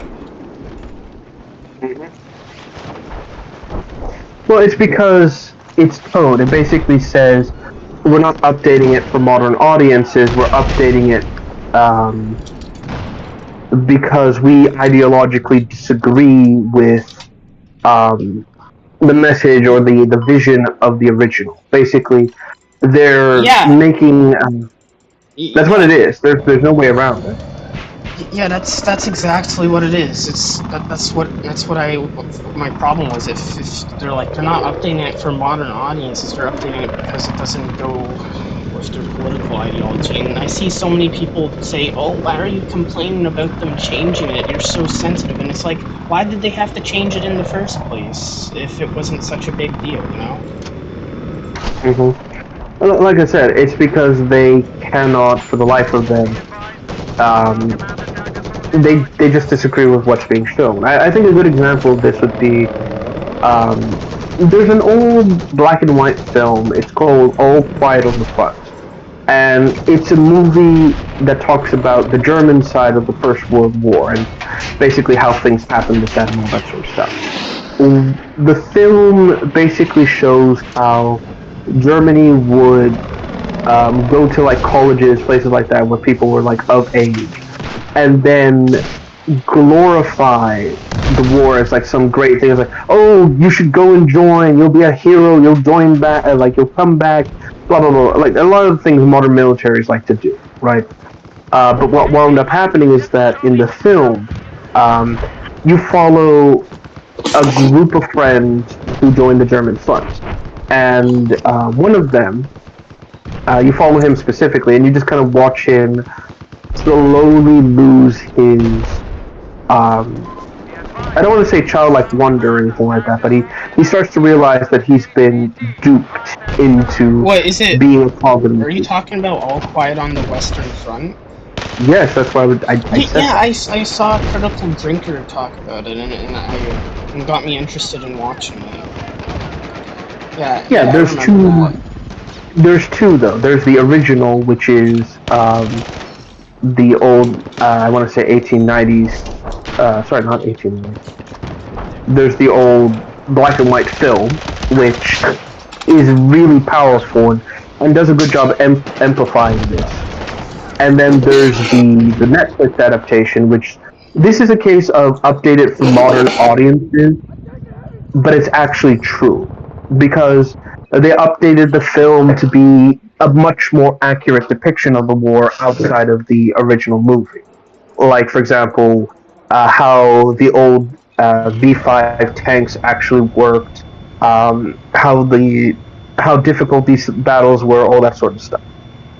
Now, I do agree there are some things missing from the original, like the original ending, where in the original, our protagonist, he sees out in like the barbed wire in the fields of, um, all this death and destruction. He sees a what's it called, a single blue butterfly, and so he reaches out to it to touch it because this is the one thing that has been beautiful and wholesome in this entire like bleak and awful existence. But it doesn't go as planned. Basically, as he reaches out, he gets shot and he's killed. In the new one, he dies because he's attacked by, I believe it's the French, and this is exactly when the war ends. So he died just before everything was all the fighting and the death was done. So it's kind of trying to um, emphasize the futility and kind of like really emphasize the point that he almost made it to the end, basically. Yeah. So it's really up to you which excuse me, which version of the story or which version of the film you want to watch. Like, do you want to watch the original? What's it called? The original film, and watch it and see how like the movie was and all that sort of thing, or do you want to watch the newer version, which is the rundown's cut down quite a bit, but it's not like in a bad way, like not a lot of oh, I'm trying to think of the right word here. Like, it's not missing certain things, basically. Like, some of the fat is cut out, but in a good way. Okay. Again, it's up to you how you want to proceed with this. Yeah. Yeah, I see.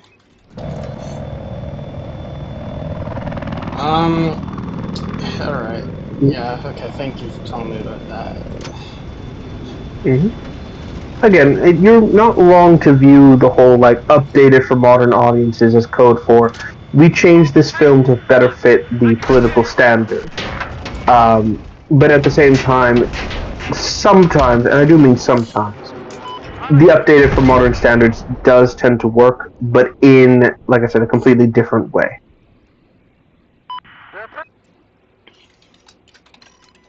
Anyhow, let's see here.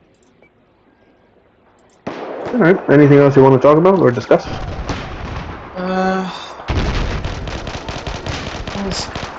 What was the other Mhm. thing I was going to talk about? Shit, I forget. Well, yeah, it's the frickin'. It's actually about my family, because they've been, like, what happened was, is that I was trying to, well, they were saying, oh, you have to go to college to get a degree in video games, and they're saying that I don't know anything and shit like that. And it was pissing me off, and then my grandma actually told me in a nicer tone, so I understood, but it's just like, I don't feel like I need to go to college, because I have, like, I'm starting to actually get somewhere with what I'm doing right now, and, like, and because I'm putting my mind to it, I think I can really make a solo dinosaur game and make it get money without any degree or anything like that. And it's like, I feel like it's just a bunch of debt, and when I was telling them this, they were just getting so, like, aggressive with me, and it was like, I don't know, it just feels so controlling and stuff like that. Have they seen you actually making these games or anything like that? They think they know what it is, but they don't. That's my problem. They haven't seen any of it. Alright, here's my advice when it comes to that. Next time, when you go to speak with them about this or anything like that, ask them some video game related questions like, oh, okay, do you know what this term means? Do you know what this is? Do you guys understand anything about video games and how they're made? Like, tell me, what do you think is the process of making a game, how everything is done, and we'll check and see if that's the case. Like, that's the first thing. Second thing, you should show them images, videos, like anything like that about the process of making a video game and like how complicated or how like to the point it is. Then show them like what you're working on in terms of a game. Obviously, make it safe for work, of course, but that's kind of the thing there. It's like show them, like, okay, this is what I'm doing. This is what I'm trying to make. I already have. Oh, excuse me. The process is already ongoing. I'm doing it, and I don't need this because I already understand what I need to do, basically.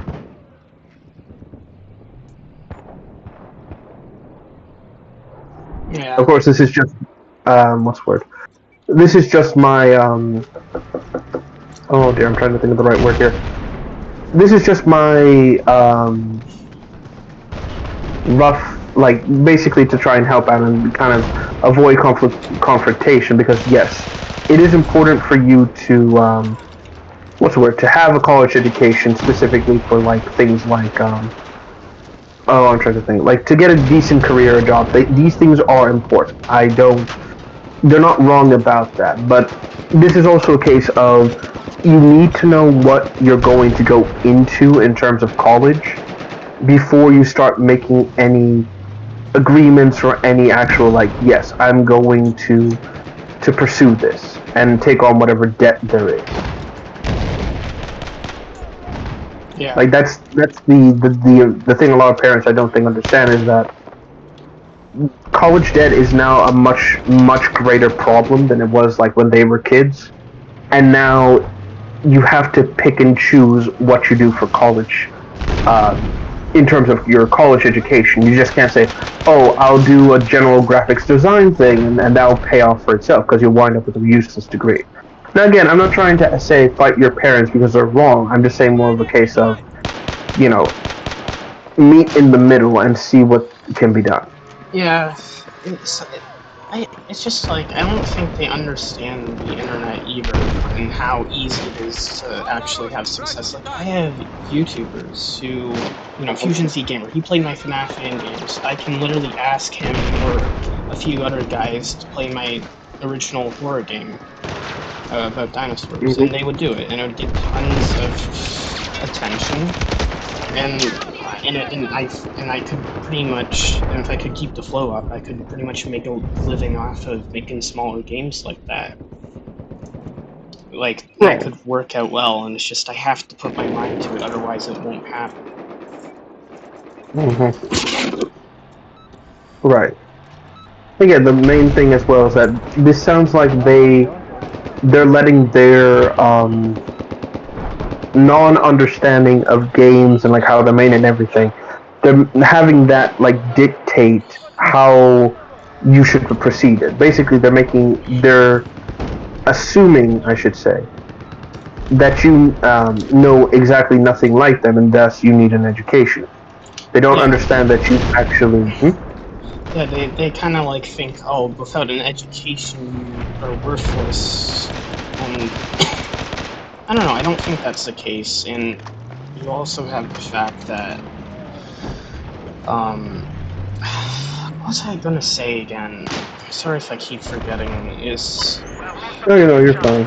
it was like they were. They just don't like understand it, and then they just think like I'm making everything up. Like they don't understand. They just think that it's not like a big thing. They think that it's something small. It's like I've done like Exactly. I've done this for 8 years of my life now. It's like that should be like enough. And it's like, for example, I don't think I need a degree because I'm frickin' doing this all by myself. I'm not trying to get a job at a company. Right. And you shouldn't try to get a job at a company, because if you do that, I've often said that it's like, especially for like video game devs and everything, this is like some of the darkest, most, this is the worst fate anyone like that can have, because eventually you would wind up being worked to death, essentially. They'll treat you like garbage and treat you like basically stock animals, and there's no, what's the word? There's no saving you from that point. You would be miserable. You would be sad. There is no like avoiding these problems. And like I said, that's the one thing that they shouldn't be encouraging. And they don't understand that this is how the whole thing is. This is how like games, the game media is nowadays. It's basically just you get. They're telling me to get a job at EA. It's like they pay their devs dirt cheap.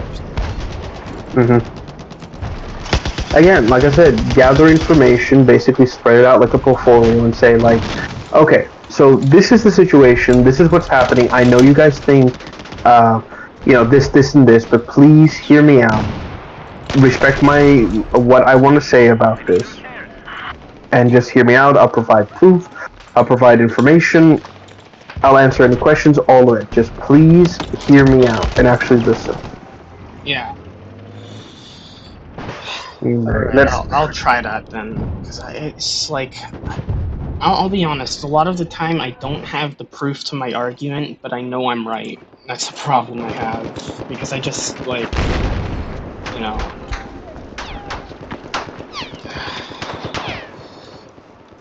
You just... What is it? It's just You think kind of like... everyone has the same... kind of like boomers, where they just kind of... they kind of just think that it works a certain way that works when they were younger, and they think, oh, if you want to succeed, you have to get a wage slave job of some sort. And it's like the internet can give you a career overnight, and you know, I'm trying to make a decent out of the commissions and stuff. It's like, I don't know, it just feels like they're constantly shutting it down. Yeah, and that's, like I said, that's the main thing. The issue I see here is that you also assume they have the same kind of like access to the internet and things like this, like you have like with friends and everything like that online, and that's not the case. It's like these are individuals who will not look up this information on their own. They'll just kind of look it up, or they just go like, oh, I heard from Miss Montgomery, who heard from Mr. Jordan, who heard from their cousin. And they also will always assume anything on the internet is a lie, or anything I say is a lie, and I'm being manipulated or something. Which is another problem. And it comes down to what Well, yeah, that's the thing though. They tell me that they know. That's the problem. They say, oh, we know how it works and stuff like that. Mhm. And it's like, and I think oh yeah, this is something I was gonna say. I think the greatest example of them not understanding it is that I literally had my grandma. She was like, if you don't get a degree in college, they could steal your ideas, and you would have no one to help you with that. And it's like, I don't need anyone to help me with Getting copyright. Like, I can, getting a college degree does not mean that somehow someone will steal your ideas. That's not how it works. well, not steal my ideas, I should say. Mm-hmm.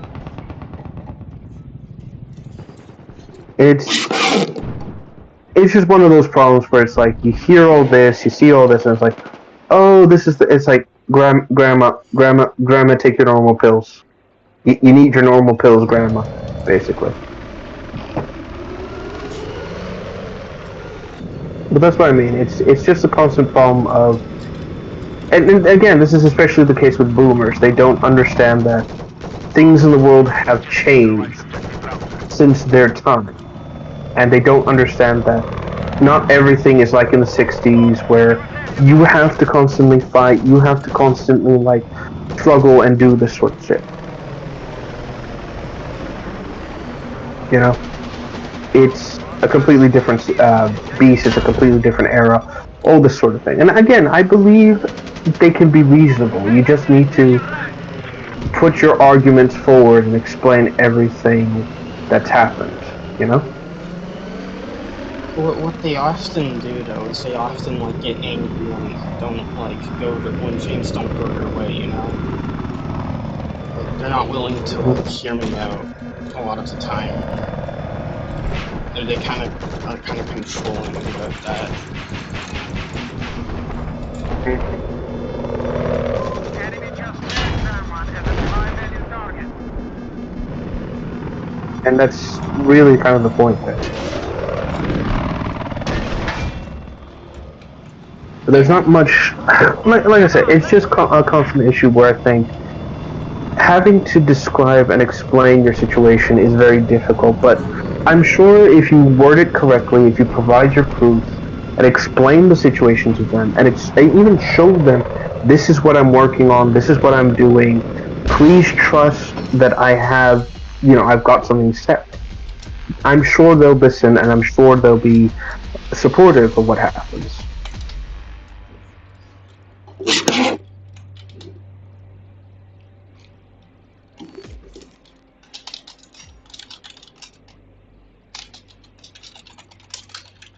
Yeah. That's really all I can say on that. It's like, I'm sorry, I don't know your parents enough or anything like that to say, oh yes, this is what will happen.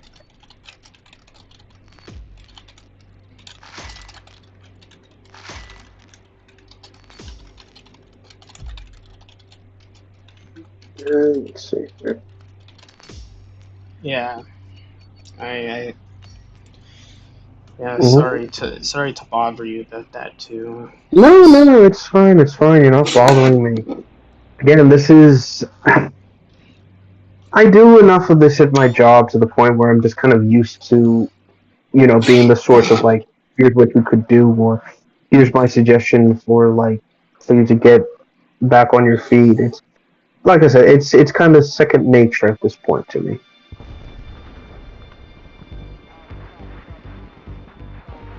My head.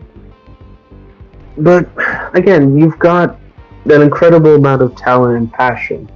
You just need to channel it properly. Like, you're running yourself ragged on a lot of things too. I honestly think, like, you need a moment to really step back and go, I need to organize this mess and get things on track, Because you've got art commissions, you've got not safe for work commissions, you've got a mini movie being made, you've got another project in the works, you got a sequel you want to play, and that's 5 projects with like 2 of those being made up of individual things you have to do. You need you need to kind of sit down and plan this out a bit better and say like, okay, um, I need to decide how everything needs to go. You know? Yeah. Hey, again, that's just me giving advice and me trying to help out where possible.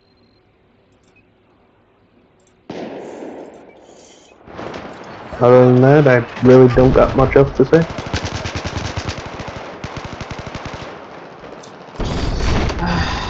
I think, Hmm. yeah, I think I'm also way too hard on myself at times. Like I'm just always trashing on myself, and I guess, I don't know, when you're abused, you often will project that abuse onto others, so I get kind of scared to do that, so I think I subconsciously will be rude to myself to avoid that, if that makes sense. Yeah, Fire support which inbound. again it's completely normal. That's the thing. You're in a mental position where your worldview is kind of what's the word? Skewed in a specific way. You know, you're basically looking at everything not from like a quote unquote normal lens. You basically see everything as like, this happened to me already. I fully expect something like this to happen, and that's always going to be the case. Like for me, I have extreme trust issues with anyone I meet, and I always kind of keep everything safeguarded in case something happens. But I understand completely that this isn't always going to be the place. There are people I can open my heart to and trust to come in and help with things. But like I said, that takes a long time for that to get to that point.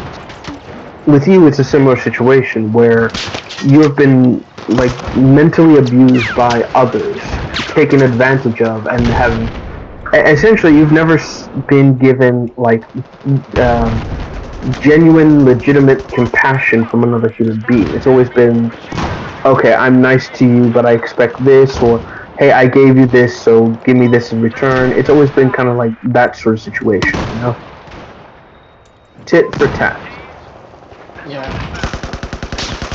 And that's sad because, that's not how humans are like that. They expect something for the effort they put in, but that's not always the case. People aren't just the sum of their wants, or they're not just these awful vile humans. Like the world that we live is not what it seems. The monsters are real. They're not in your dreams, kind of problem. But it's not always that default, you know. It's like there are people who care about you, both within your family and out, who want to see you. If I didn't care, I wouldn't be here. Let me put that there very bluntly. I could be doing a lot of other things, but I choose to be here because I want to help you. And it's because I do believe in what you're doing. I do believe that you can be successful at what you're doing. You need support. You need time to get everything situated, and then actually being, the success that I know you're capable of achieving. It's just going to take time and effort to get everything sorted. That's all. Let me help you. Yeah. I will also say I do feel like,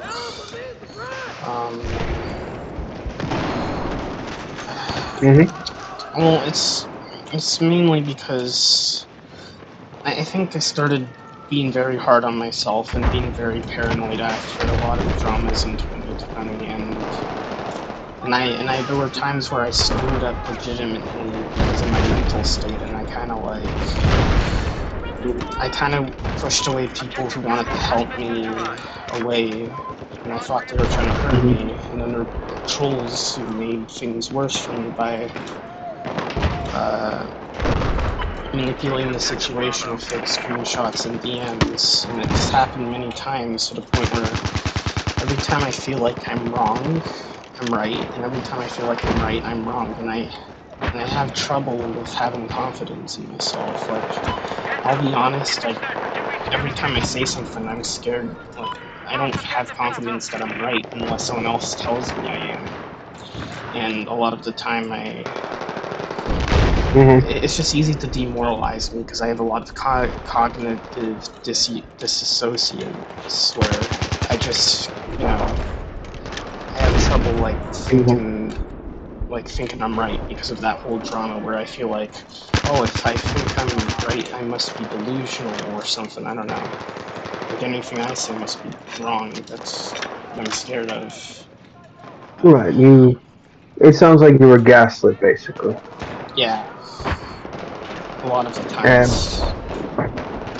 yeah, which is an often, excuse me, it's an often situation a lot of people like yourself find themselves in, where basically they'll do this. They'll basically get into your head and make it so you're what's the word? Oh, I'm trying to think of the right word here. They do it so that when the point is that it's supposed to break down basically what's happening right now. They do this because they want to break down your confidence barriers and make you believe that everything, to self-doubt yourself, to believe that everything you like is incorrect, everything you hate is correct, and so on and so forth. The intent is purely just to crawl inside the victim's headspace and then just kind of destroy, manipulate, basically do whatever they can to keep you under their thumb. So that way, by the time you reach a point where you no longer need them, or you have some people who honestly are there for you, you wind up feeling that that's not the case, that it's clearly an act or something. And the goal of that is to have you turn around and go back to the abusers because they're the ones who basically put you in the state of being mentally broken. I'm not saying that you are mentally broken. I'm saying that Honestly, that kind of, now that I think about it, that kind of does put a lot of things in perspective with, yeah, I kind of realized right now I was emotionally abused by people, and and this happened again in August, and I recently was told that abusers will try and, get their victims away from their friends. And I realized, that into perspective of what Mara was doing to me, and I kind of realized that she was doing that with me. She was trying to get me away from you guys, saying that you guys are all degenerates, and then she also made her friends turn. Well, apparently they were my friends, but she made my friends turn against me. Her friends, I should say, because I vented out my emotions. That was the exact reason. Because I was honest about how I felt, and I didn't want to be controlled by someone. And I'm not going to go into all of the details of it, but it just wasn't a good situation for me. No, I understand, and again, it makes too much sense. Like I said, the end goal of all this is to keep the victim assuming that they're at fault, that they're the one who constantly is in the wrong, no matter how much they try to change or they try to improve or do whatever. That's the end of the goal. They want you to think that you cannot succeed, that you need them in your life all the time, that there is no happiness, there is no escape, there is no salvation, nothing like that, unless it's with them. Plain and simple. There is no way for you to be happy without them telling you, oh, you don't want this, you want this instead, and yada yada yada. That's the whole kit and caboodle. That's the entire goal from beginning to end. They want you to be a pawn. They want you to be at their beckoning call, no matter what happens, no matter where things go. They do not want you to be able to be independent. They need this codependency. They need you to be weak, because if you're strong at any point, if you're capable of defending yourself, if you're capable of fighting back, then they lose that pawn. They lose the victim. They wind up not only being demoralized because their tactics have failed. They wind up losing everything. Basically, their investment of time winds up falling to pieces as well. Because when you're breaking someone, it's not an easy process like Friday do this, Sunday do this, so on and so forth. It's if things, this takes like days and days and months on end to get it right, and even then, not everyone's going to fall for the same tactics. Our brains are not only, they don't just grow because of time. Our brains gain wrinkles and things like that because what's the word? Because we wire them to think this way, and that's why, like for example, if someone was emotionally abusive to me, it wouldn't get to me because it's like, okay, whatever, I don't give a fuck, right? Whereas it's really effective towards you because your brain is set up in such a way that's completely different from my own, and like all these sorts of factors. Basically, that's what leads to these problems. That's what leads to this constant like abuse cycles and things like that. At least as far as I can like put it there. Yeah. Honestly, that makes a lot of sense, because she was constantly shutting down all my ideas for my FNAF fan games, and I guess I'm constantly ignoring me in her server. Like, I was being treated like shit, and these people said they were my friends and they were different from all the other kids in school.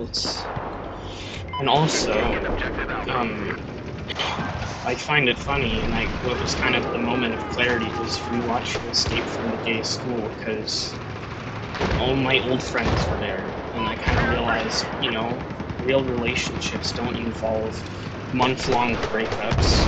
Real relationships don't have your friends gaslighting you and constantly criticizing you when you're not doing that to them.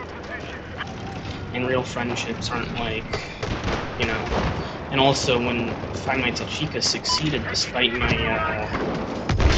very, I never really took the tone of my game seriously, and it was very jokish. So despite all of that, it still succeeded. I loved it for what I did, and not, people like the way I make my games. It was kind of a moment of clarity that I didn't have to listen to these people that, oh, you can't have that in FNAF, you can't have it not be serious, it has to be scary and dark. And it's like, that was kind of like a moment of clarity for me. It makes complete sense. There is. Yeah. I've oftentimes said it like this. It's especially with like something like okay. There's a FNAF clone I know about that's kind of like famous for its jokey nature, and that is, I think it's called One Night at Flumpty's. Yeah. And it's a Flash game, and the entire thing it was one massive joke game. Basically, it was just what's it called? Like, it was all hand drawn. It was silly. It was goofy. None of it was supposed to be taken seriously. It was scary. Like, don't get me wrong. A lot of it still had jump scares. It did have like horrifying fucking things, like a clown, an egg. Like, it was a scary fucking thing. But it was played up for like obvious, like dark horror kind of joke. It was never supposed to be taken seriously. It was always supposed to be a silly, like, oh my god, this is, oh, we have this, we have that. That was kind of the idea. But what's the word? It kind of took on a life of its own. But when you see the game and you play it, it's like you can tell that, oh yeah, this is just a joke game. I shouldn't take this as seriously as FNAF, but it's also still scary, so I should be on edge about it. Yeah, it kind of brings me to the topic of the people in the community of, I guess indie horror. And this is what I wanted to talk about before, and I couldn't put my mind on. Honestly, I feel like it's just like I don't like that community because I feel like a lot of them take it way too seriously. These FNAF YouTubers who are, trying to make a big deal out of nothing all the time. And I feel like they're going to do that to me with my fan game because, I had the whole the children found molested and killed at Fredbear's. I know they're going to make a big deal out of that, and it's like, and they're going to do something like where, I don't know, this kind of happened on the Sonic server, and also on the Shredded Nerd server once, where you have these people who are making you feel like shit over an honest mistake and saying, "Oh, you should have known, you're not trying to make you feel like bad because for the Rouge picture I uploaded to that server, where it was the multiverse Rouge, are like getting so angry that I used it's the work model. Yeah, they're making such a big deal of it and being like, "Oh, they're just being very accusatory, acting like I committed a crime," and that's kind of what I'm afraid that the FNAF YouTubers are gonna do to me with Fredbear's too. They're gonna be like, "Oh, you knew what you're doing. Oh, you were purposely trying to do this." And the reason I think this is because these people, if they feel like that you spited them or whatever, they'll go out of their way to find any valid reason to hate you. And the reason I say this is for Garden of Banban. They were pretty much looking for any reason to hate these guys because they made a shitty horror game that apparently killed Mascot Horror, which, if they just didn't give it attention, would have never gotten as popular as it did. But the point is, you said it was the Garden of what now? Banban.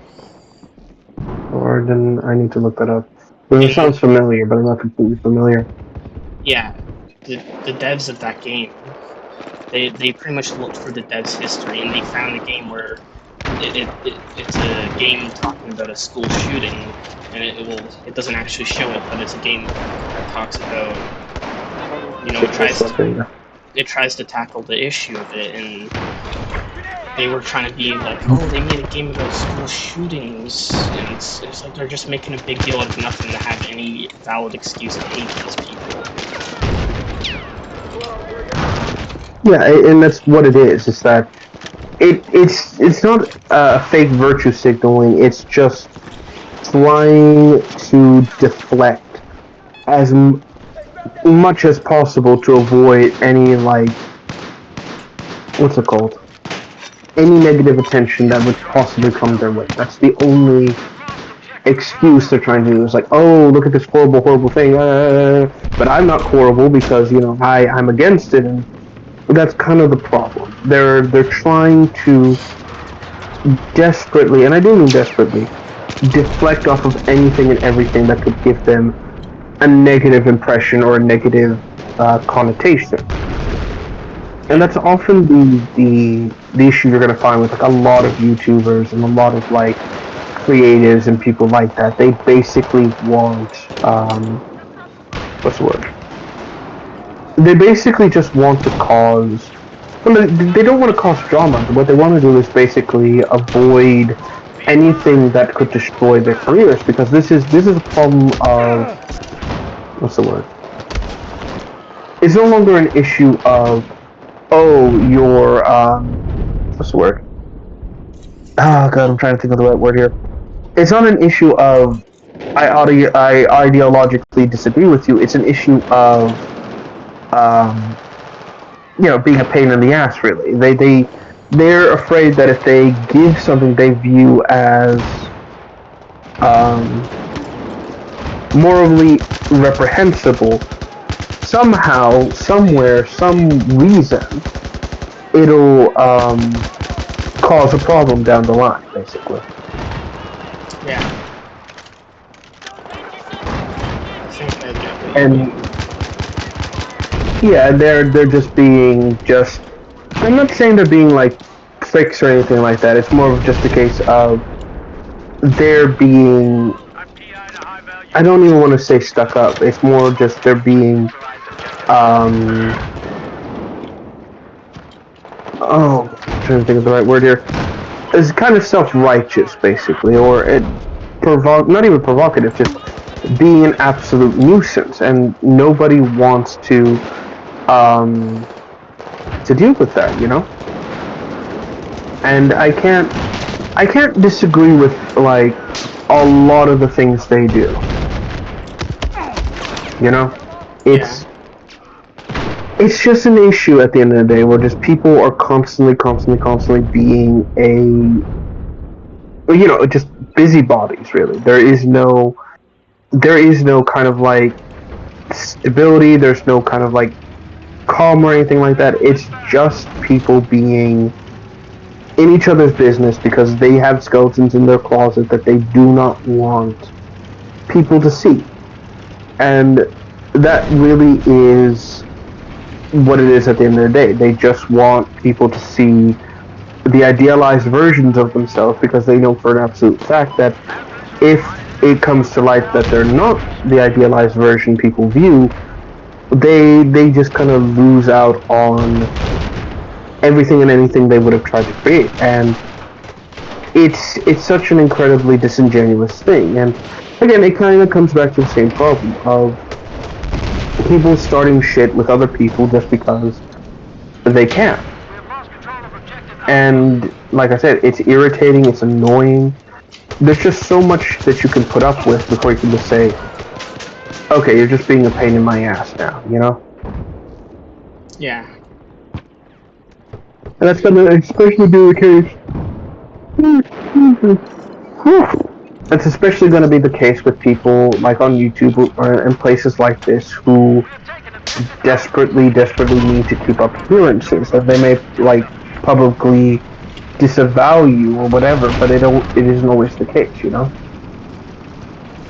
There's not much, there's not much I can really say to kind of like undo this problem, I want to say.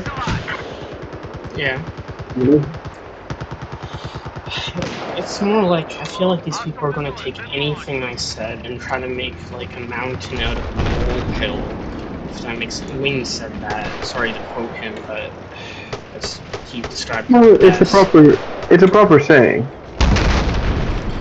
Yeah, because like they're going to take it and they're going to just, they're going to assume like everything done. Yeah, they're going to assume the worst, and I feel like they're just going to do that out of me, and it's just something I've been worried about. Mm-hmm. And it's just So the best way to avoid that, like I've often said, is just to always have proof to back you up. To basically have these things that say, "Hey, this isn't the case. Here's my proof." So for you to be able to show the receipts with no problem. Yeah, that's kind of why I've always kind of give a lot of information a lot of the time, and I dump information is because it seems like a lot now, but if I don't say it, if I say it now, I'll save myself in the future, I guess, you know? Right, so you can always go back and say, hey, where's that quote from me that where's that thing I said that's like, proves that this isn't the case, and, you can look to it and say, yeah, here it is. Yeah. Yeah. It's just like these people, like considering the way they treated the Garden of Banban does, because the pure thought of them apparently ruining indie horror somehow, it's like they're just very sensitive about stuff, and they'll get mad if my version of FNAF doesn't align with theirs, and they'll get all mad about it, and if and it just it just feels like really stressful at times because I had to deal with these types of people, and I made an entire video where I kind of debunked a lot of these people's bullshit towards me, and it was a minority of people, of other game devs, and I kind of debunked everything, and it's just like they're always trying to assume the worst out of me, and it was, you know, just made me upset. But I don't know. I'm glad that I cleared my name on that, even if they didn't really have any impact on me. Yeah, it's always good to address these issues when they come up, have the proof of, hey, this isn't the case, and squash that before it becomes a legitimate problem. I often point to um, what happened with the Vanos crew and with H2O Delirious and the supposed phone sex with a minor. Um, that was cleared up by what's the word?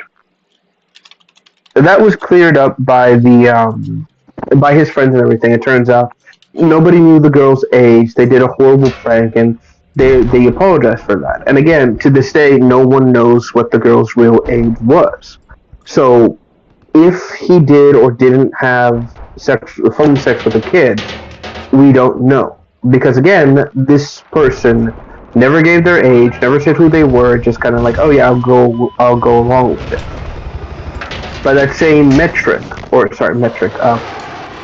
by that same situation, it's the same kind of problem with anything like that. As long as you have proof, and as long as you can say and point to saying, no, this isn't the case, I have the proof, I have the screenshots, I have everything there. There is no what's it called? Yeah, I get what you mean. Yeah, it's just a case of covering your bases when you have to and being able to say, no, that isn't the case, I have my proof, I have nothing to hide. Yeah. And then, again, I guess that's about it.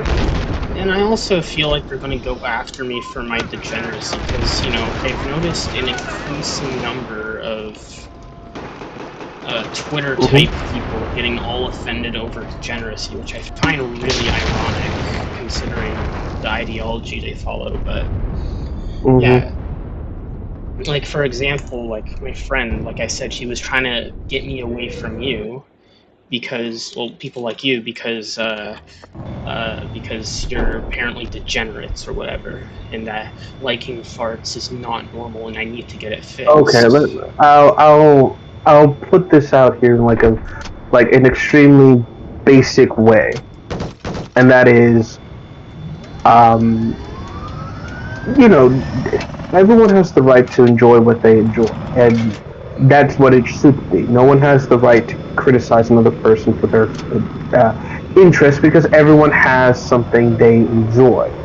That's just human nature. We all enjoy the things we enjoy in that sort of sexual nature, and there's nothing that can say otherwise. Now, people can frown, they can raise their nose up and say oh my god, how very much dare you that you're into this. And to this, there's a specific lyric I tend to quote when it comes to this. It's quote, "You may think it's kind of crass, but lady, you can kiss my ass." Yeah, that's perfect. That's the best way to put it. Is I'm into this. Fuck off. I'm not denying it. I'm not giving you the satisfaction of, oh my god, Jordan exposed, blah blah. It's more of, nope, this is what I do, this is who I am, this is how I roll. Yeah, I just find it ironic to see so many of these, I guess no better word to put it, woke types going on about degeneracy, considering the ideology they follow, and even more funny coming from my friend too, considering I could very easily criticize her for her mental problems too, because she's always I never criticized her or many of my friends for their mental health problems or problems because it's none of my business, but she feels the need she just feels the need to make her voice heard, and if she just wants everything to be her own way to explain. And control. Yeah, a control freak, which I assume she got from the abuse from her mother.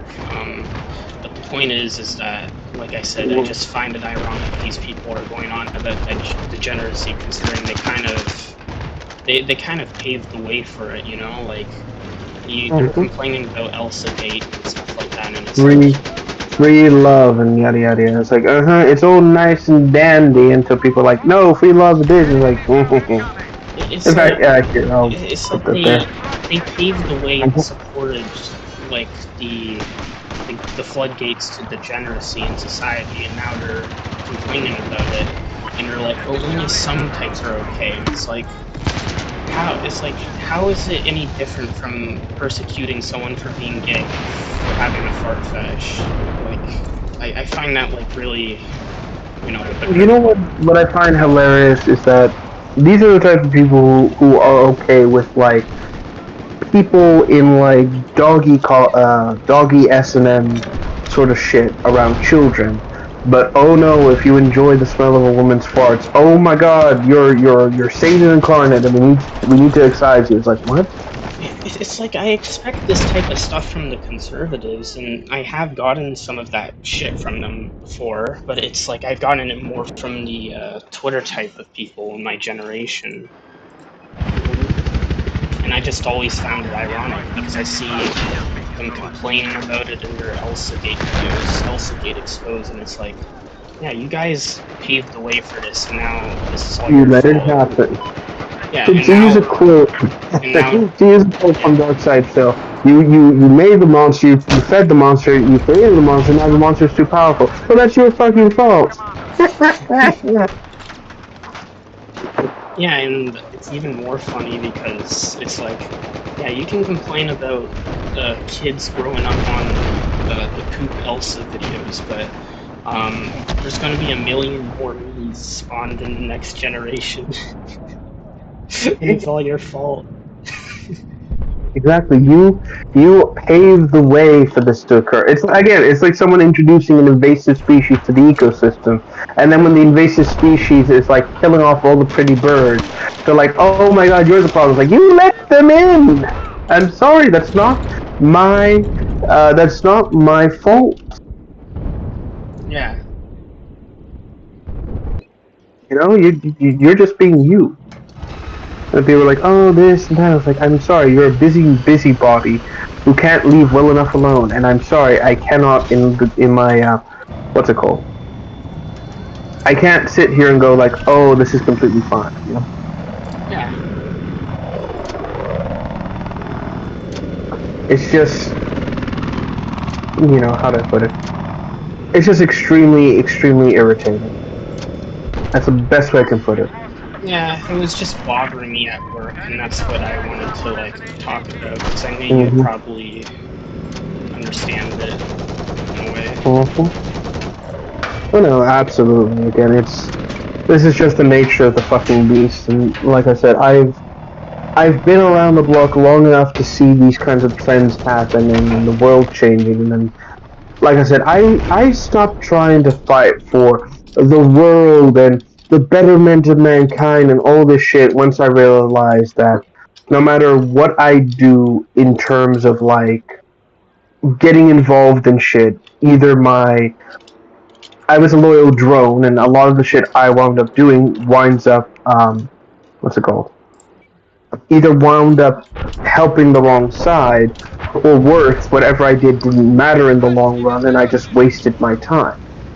So I stopped caring about the world. I stopped caring about, the atrocities, and I should donate all my money to this organization that just sprang up out of the ground to fight tyranny. I just stopped caring and said, I'm going to focus on myself. To use a quote from Django, I'm just a simple man trying to make my way through the galaxy. Yeah. It's the best thing people should be. That's what I've been trying to do as of late. It's just hard because, especially when you're at work and out of nowhere you get a tweet from someone. What pissed me off today was seeing a tweet from the Axeman talking about freaking politics. It's like, I'm followed to you for games. I'm not followed for you to talk about the culture war and remakes and stuff like that.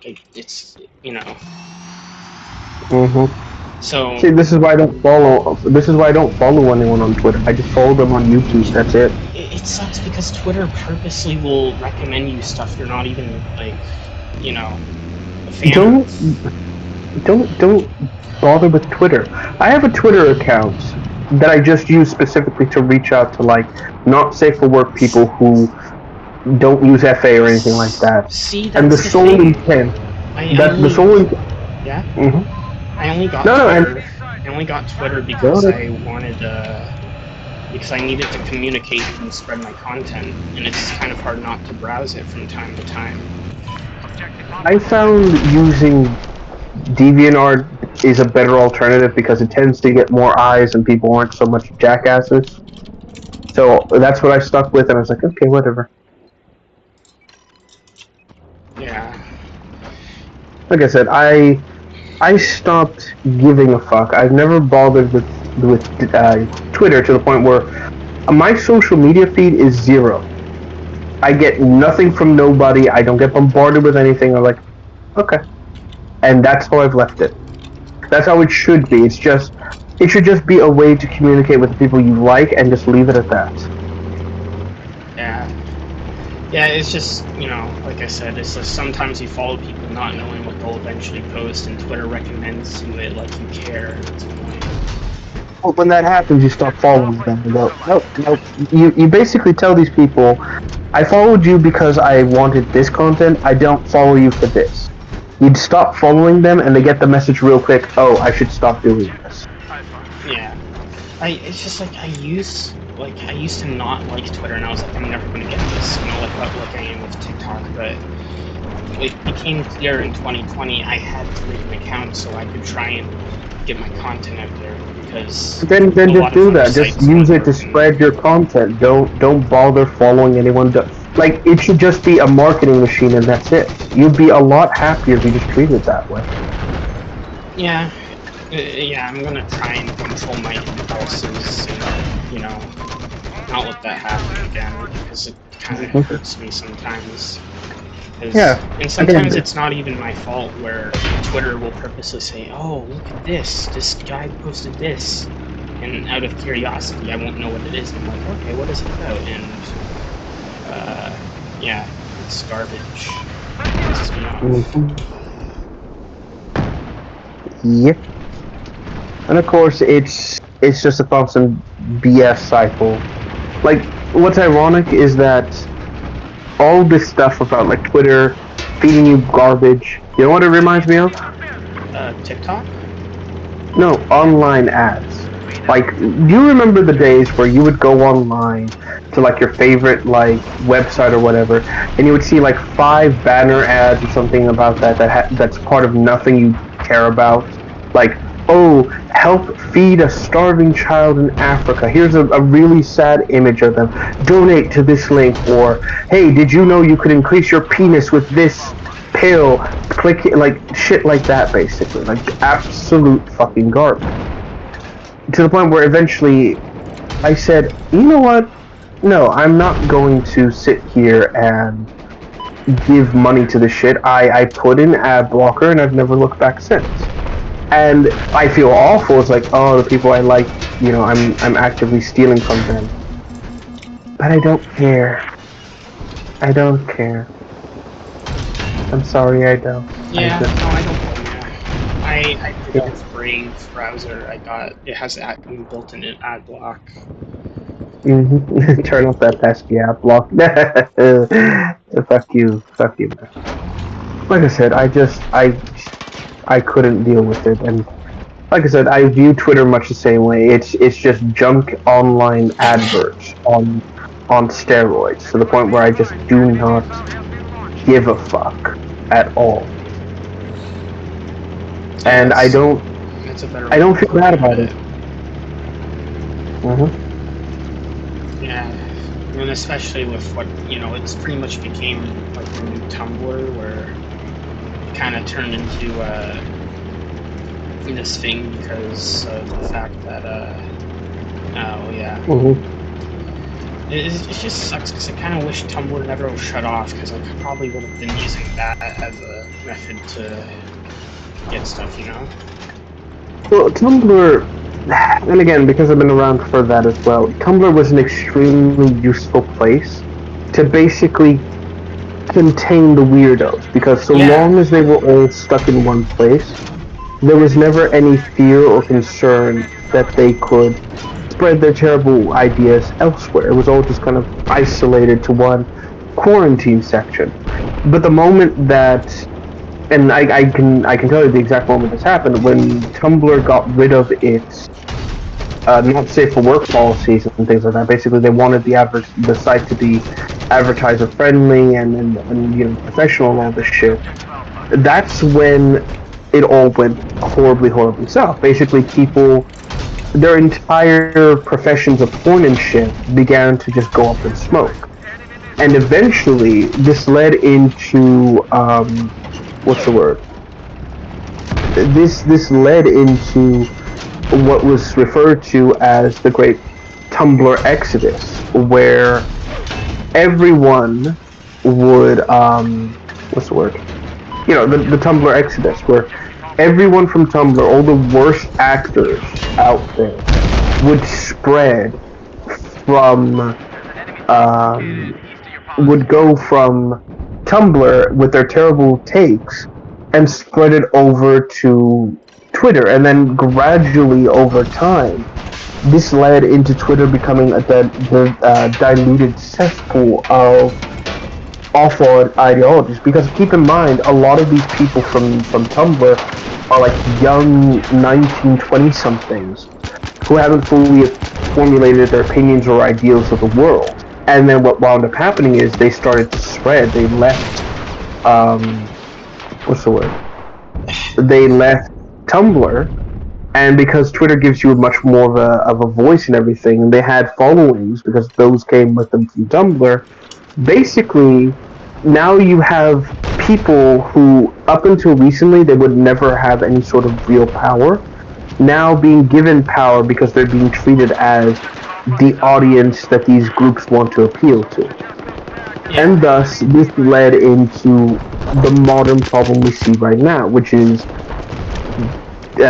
Twitter is, or for a while, Twitter was viewed as what the consumers want from us, what the consumer, like the voice of the consumer, the voice of the people, and it led into, I want to say, 2018, 2019, 2020, 2021, 2022, about 6 years, 6 grueling years of abuse, of slander, of attacks, and of just hatred and division. And the end result is what we have now, where it's taken this long for companies to realize, oh yeah, Twitter isn't the real world, and ignoring these people, and just moving on with their lives. And what's worse about it is that this hurts the normal person, but the people who legitimately would talk to these folks and say, hey, I'm not really much of a fan of this, or I think this could be improved, like things like that. Like where good feedback could have been given, or constructive or not constructive criticism could have been given, and now that's all been destroyed. Because these angry losers who would never gain an inch of power now have all the power in the world, and they chose to flex it in the worst possible way and brought everything to ruin. Yeah, and it's just sad because I saw, people, I saw ideas from Anita Sarkeesian being actually, like, I thought people like her that completely would lie and stuff actually being said as actual arguments, that are taken seriously by people, if that makes sense, like, if you get what I mean. Right, and she took that and she ran with it. She stole people's money, she started up projects that went fucking nowhere, and then at the end, when the feminism train ran its course, she just quietly, slinked off into oblivion. In fact, I'm gonna pull up her YouTube channel real quick if I need to see this.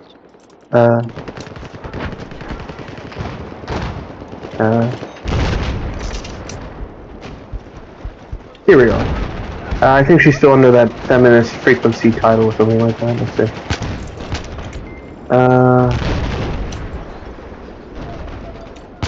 Here it is. Feminist frequency.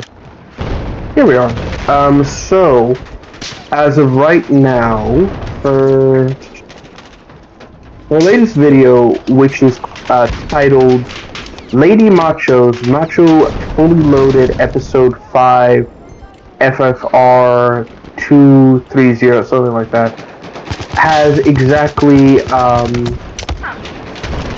what's it called? 845 views. Yeah. That's not a lot. As of 4 days. Her last thing that she uploaded to the channel that broke 1,000, let me see, was, here we are, the Rich teaser, what's coming up on FFR, Feminist Frequency. That was 2 months ago, and that was 1.4K.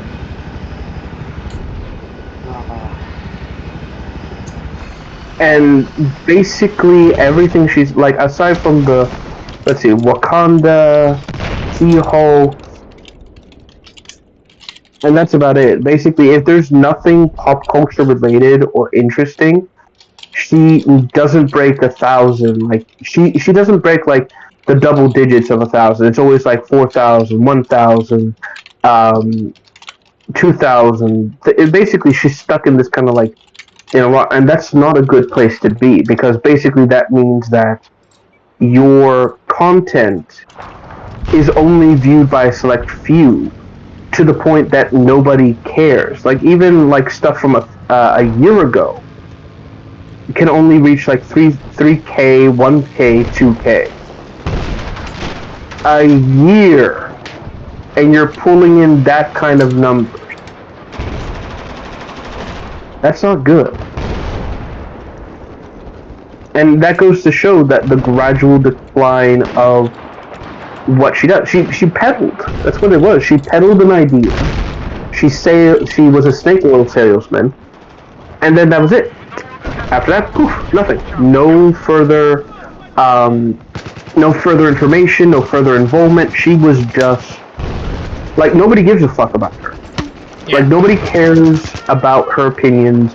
Nobody cares about her shit, because they all see through it. Like, we were all duped into believing her and Anisa and all this bullshit, because people were like, oh, we don't want to be, like, they took advantage of people's fear of not being seen as something awful that could ruin their life. And she ran with it. And it isn't just her, it's with a lot of other people who nowadays nobody cares about. Like, people like Critical Drinker, Mauler, the EFAP crew, all these folks that called these people out and have continued to call these people out. In fact, I'm going to do a comparison. I'm going to do an awful comparison right now. I'm going to pull up the Critical Drinker.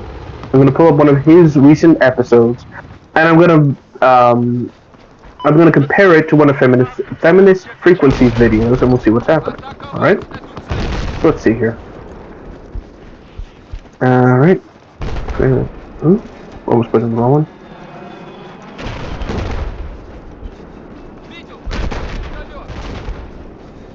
Oh, hold on, bear with me.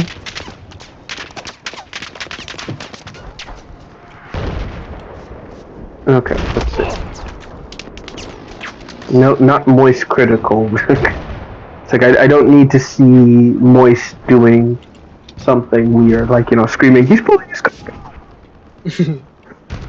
I'm sorry, that's still my favorite. Like, I love that clip, because that goes so well with just about, like, anything. Like, if someone's opening their coat or something, just play that. He's pulling his cock out. Here we go. Alright, so, Critical Drinker, who's... let's try to get one that's with Anita's here. So we'll go with... I'll look for one that was 4 days ago for her, and something 4 days ago for him. Alright? Yeah. Alright. Here we go. So the only one he has is Drinker's VIP Lounge Russell Crowe. That was posted 4 days ago. That has 566K views.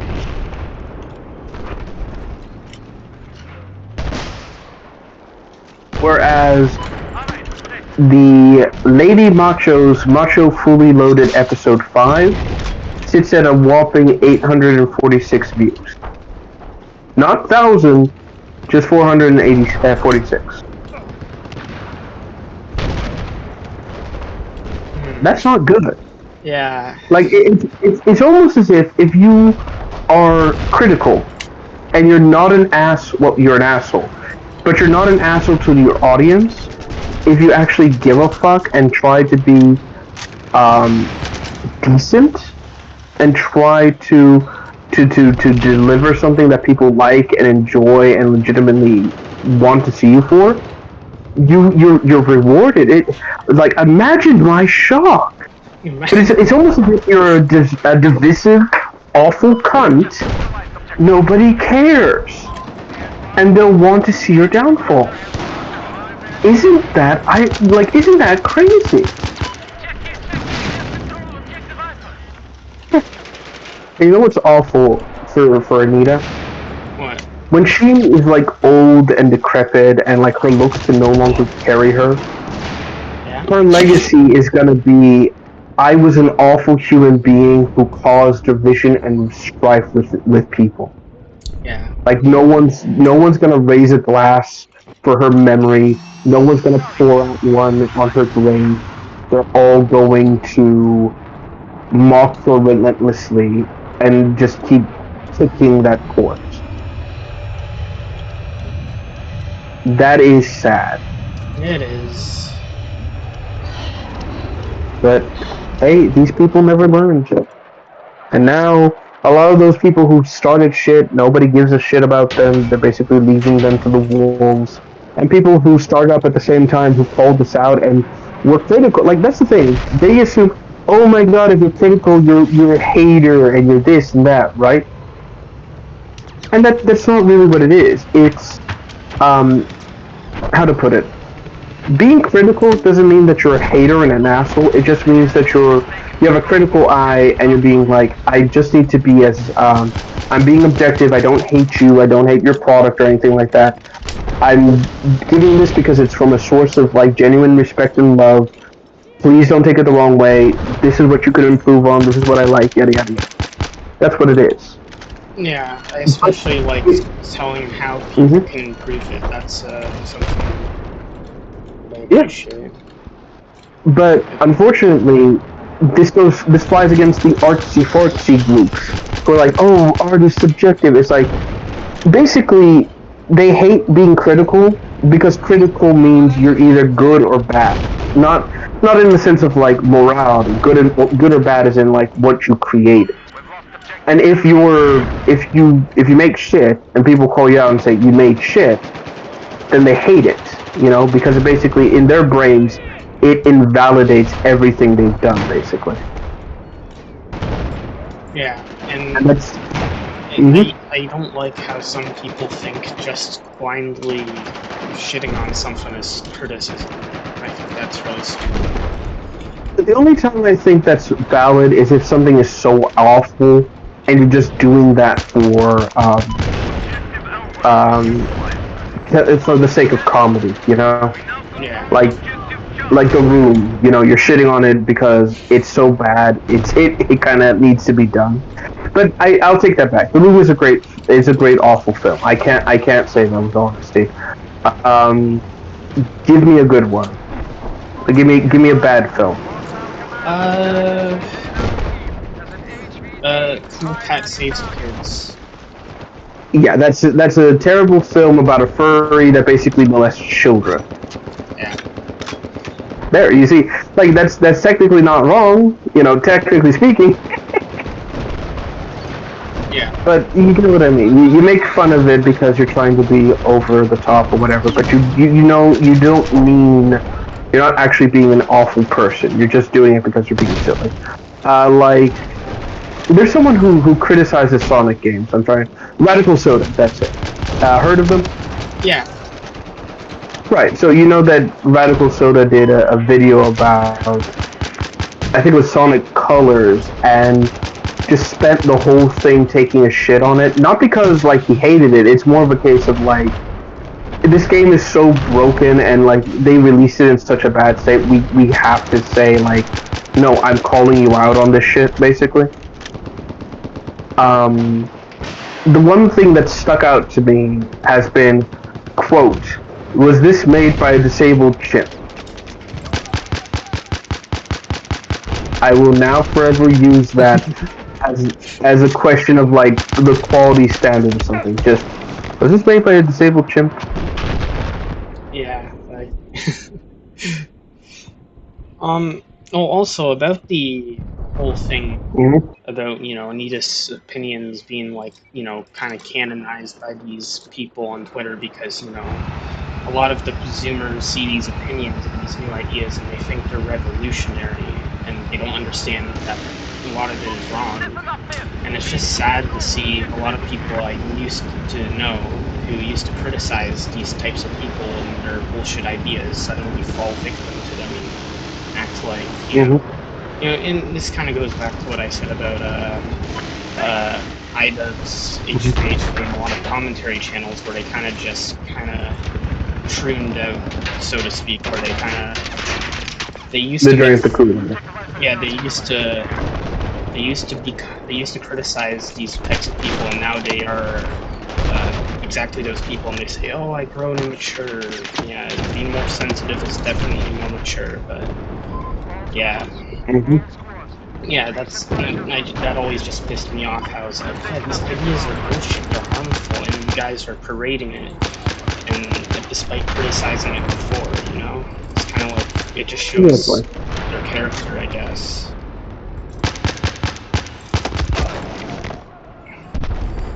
In fact, that kind of brings up another point. Like, what's it called? Jim Sterling is another good example of this. Someone who, what's it called? Someone who thought, because Jim was someone who started their career like at the height of all this, and was someone who legitimately used this to actually get up and as he put it, get out of the squalor, of his life. And yet now, Jim is a man who's undergoing like a midlife crisis and never bothered to improve himself. Like he never bothered to make himself someone better.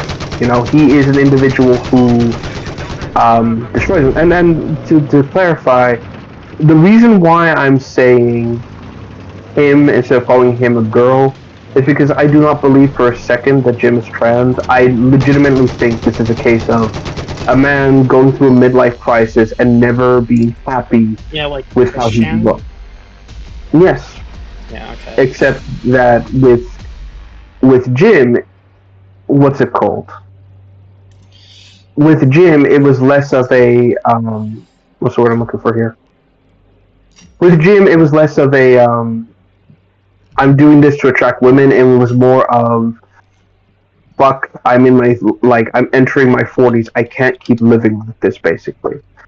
And it's, like I said, it's this problem of, instead of aging gracefully or looking at himself and saying, I need to do something to change myself, this isn't what I want to be anymore, he took that into the opposite direction and just completely and utterly changed himself to look by to make himself into like a woman. And what's worse is that he looks worse as a woman than he ever did as a man.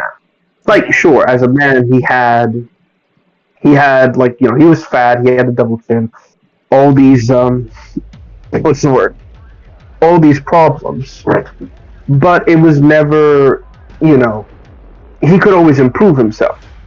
Nowadays, Jim, what's the best way to put it?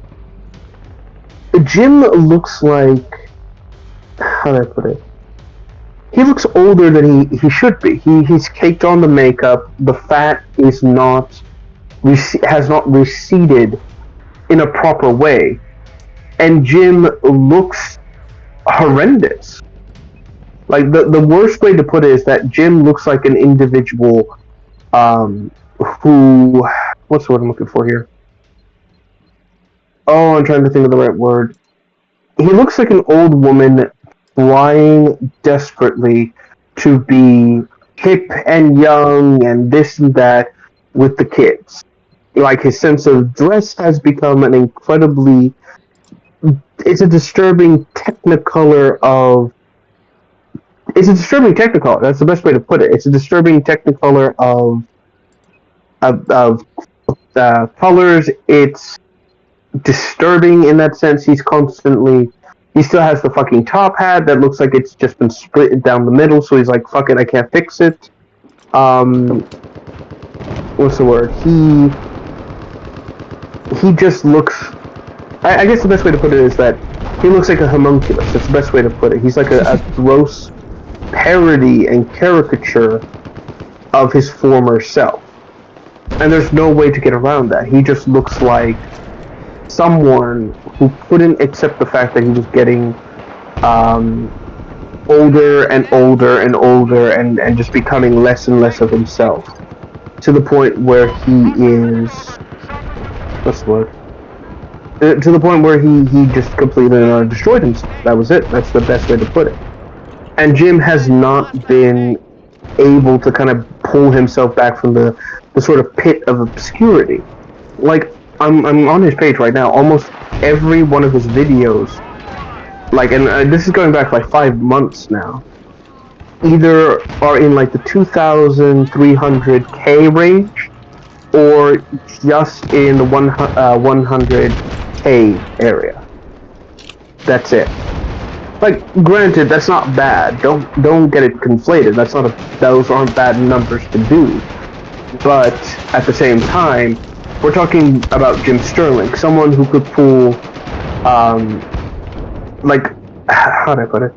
Someone who could take those numbers and like really, like, bring them over overnight. You know, he could actually turn that around and become more successful.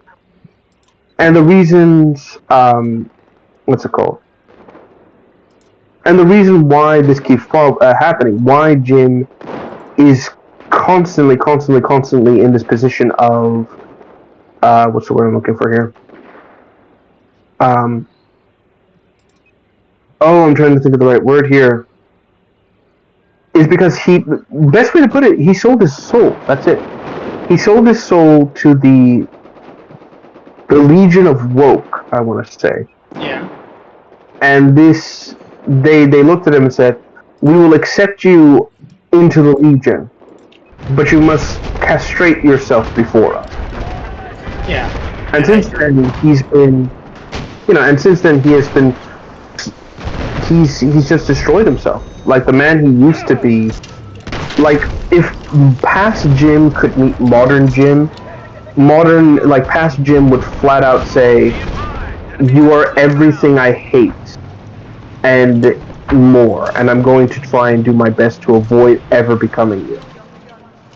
And again, I believe that this was always what was underneath Jim's character, and basically his peers at the time, prior to the whole Gamergate thing happened, kept him in line. You know, they basically said, like, "Jim, you shouldn't do this," or, "Hey, Jim, maybe don't, like, you know, this is what it," like, they would talk to him like I talk to you.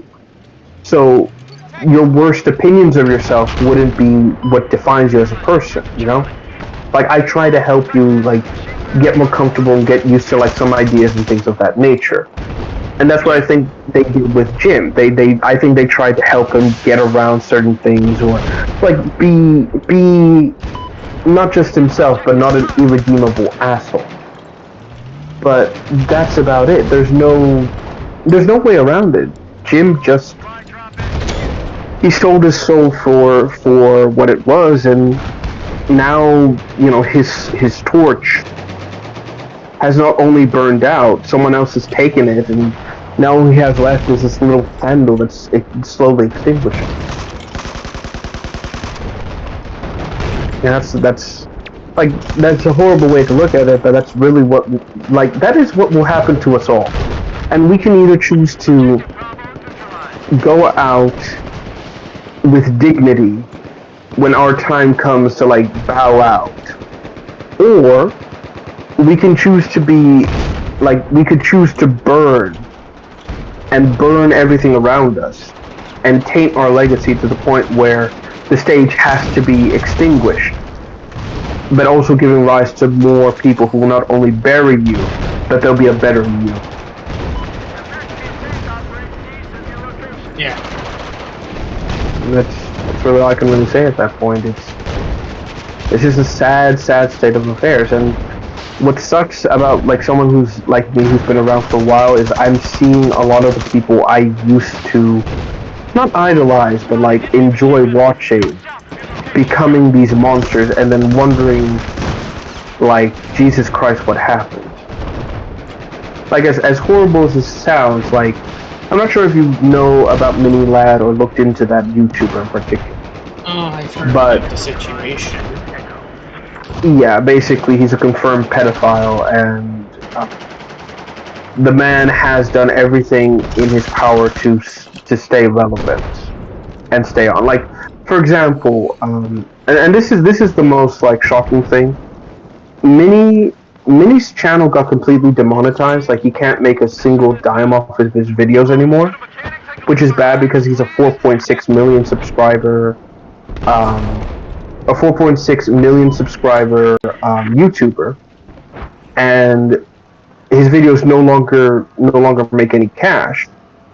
And on top of that, he's resorted to, and I shit you not, live streaming now, and just trying to bypass this problem, specifically to get his audience to give him money. And what's sad about it is that he's done nothing. He's not taken any sort of accountability. He's not taken any sort of like, I fucked up and therefore I need to step away. He's done everything and anything in his power to stay relevant. And so he's trying to get around YouTube demonetizing him by just going to his audience and say, hey, donate here, yada yada yada. He's posting videos now, of course. But, well, once again, they're not making that good in terms of views. It's just like, he's in the double digits when it comes to thousands, but that's it. But again, it's sad to see like someone fall from grace. And what's horrible, and the one thing I'm probably gonna say, a long fucking time ago, Craig, aka Mini Lad, he got into a car accident, right? And it almost killed him, but he lived. And now, this is what I wonder, like, to this day I wonder the following. Would it have been better if Mini just died in that car crash? I mean, as a pedophile, I don't really have that much sympathy for him in his life. Okay, granted, yes, he's a pedophile, but it's still a dark thing to think about. It's like, you should have died in that car crash, and you lived long enough to see yourself become a villain. And that's an awful thing to say. I don't like saying that, but at the same time, it's a good thing he lives, because now he gets to face the crimes, I guess. I've spotted enemy machine gunner. He kind of. which he wouldn't have committed if he died. Oh, true. But It's like it's one of those things. It's like, you will face the crimes of your future, but what if I die? Well, you wouldn't have made those crimes, but still. I mean, yeah, true. It's one of those what if or what about isms, basically. Still, I can't in good consciousness say that Craig is innocent or anything like that. Like, this is a man who, like I said, did everything in his power and squandered it, and is desperately holding on to any relevancy. And like I said, I can't look at the man and say he should be given a second chance, because people have given him a chance to turn himself in and step away from the internet and actually do the right thing. But he's not done that. All he's done is just keep trucking on, just keep trying to be, hey kids, it's funny old me, and no one's accepting that. No one's saying, oh yes, funny, that'll be. How you doing, fellow kids? That's kind of what he's like. Basically. And what's worse about this whole situation as well is that, and this is like a bit of irony, his friends in the Vanoss group, they talk to him every so often. Like they haven't cut off all communications with the guy, but they're done with him professionally, basically. And the ironic thing is that they mock him relentlessly now. They flat out like, if there's an opportunity to ridicule him, they'll do it, and they don't stop. Like the only reason why they don't make it like a full on, we're going to kick him while he's down and make everyone turn against him, is because despite many like losing monetization, he still has quite a bit of money, and they're worried about getting into a lawsuit with him. Like even though the lawsuit would not hold any water, it's still a time-consuming process they don't want to get involved with, especially if you're YouTube. Yeah, because the pedophile, they often can just silence people by threatening that shit.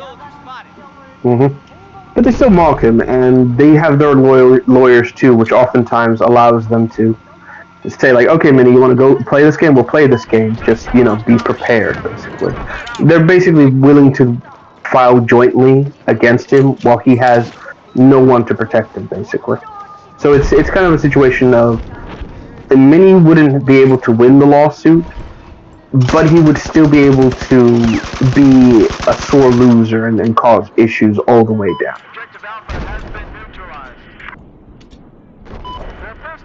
It's I'm trying to think of the best way to put it. It's like basically taking a shit in a bag and lighting it on, and not only lighting it on fire, but throwing it at the door so it splatters.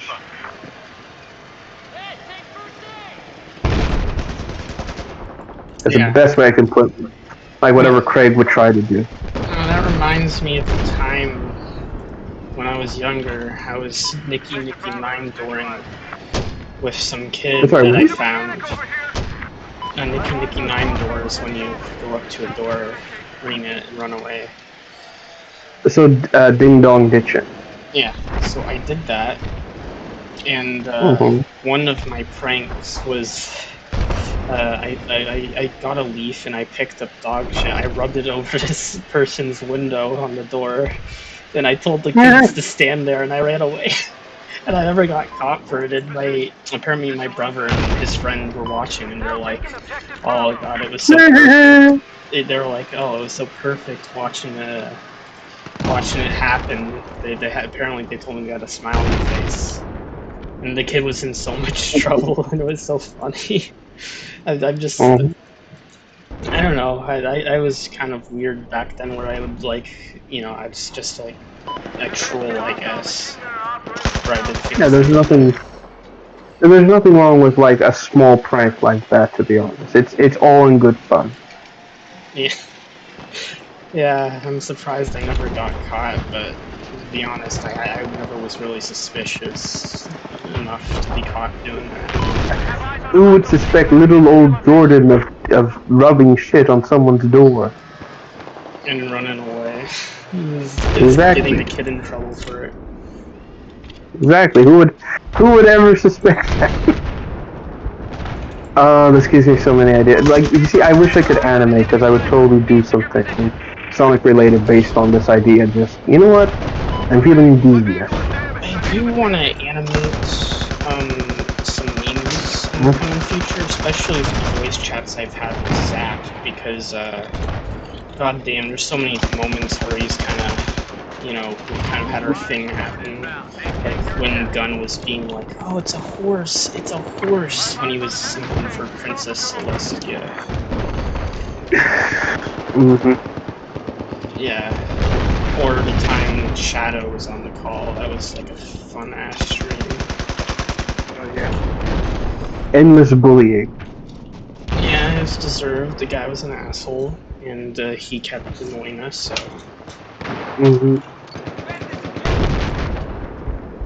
But still, I was still a funny streamer. I don't wish you were there for it. What? No, I'm just repeating. It's like, I don't. Oh no, there's other parts to that stream I have to share with you sometime, because there's just like funny moments where we just all started bursting out laughing because of how stupid it became.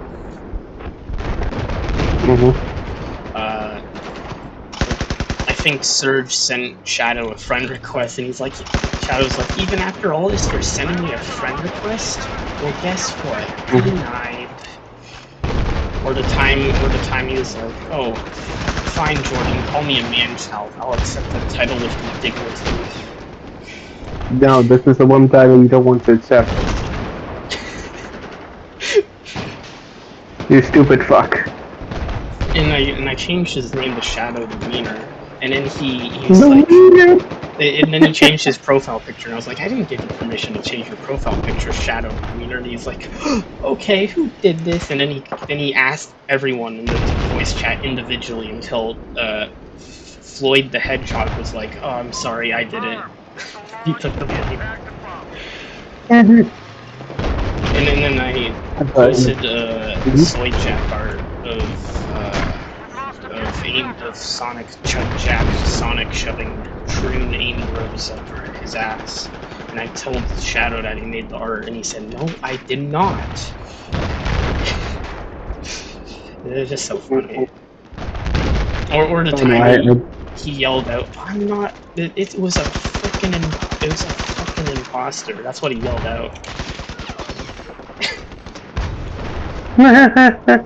Just got wiped. So sorry for being all fast No, it's fine, it's fine. No, it's fine, it's fine. I find it very funny.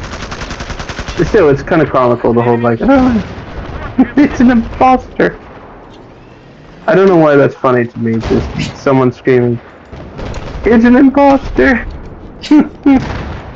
Mostly because of Among Us, to be honest. That's well, no, not just that. It's such a like outdated like term, imposter. You know, like that's something you would hear, like some British nobleman shouting, "Is like you foul imposter, you know." It's like I'd expect someone to say like, "No, it's someone faking," or like something like that, you know, but not imposter. Yeah. But that's just my mind being weird. Let me see. Oh dear. Oh dear, sorry about that. I am falling asleep here. Ooh. Alright, you wanna call it there for tonight? Yeah, I've pretty much, actually, I got everything I wanted to talk about off my chest, even though I was pretty much done with it, but it's great to have your input on it and made me feel better about it. Of course. I enjoyed doing this all the same. Yeah, And thank you for that. again, I hope everything. Yeah, no problem. And again, if you want to work on anything else, or like do anything, or talk about anything, hit me up, and I'll see what I can do. All right. Alright, yeah. All right. Okay. Take care, kids. Take care. See ya. Bye. Bye.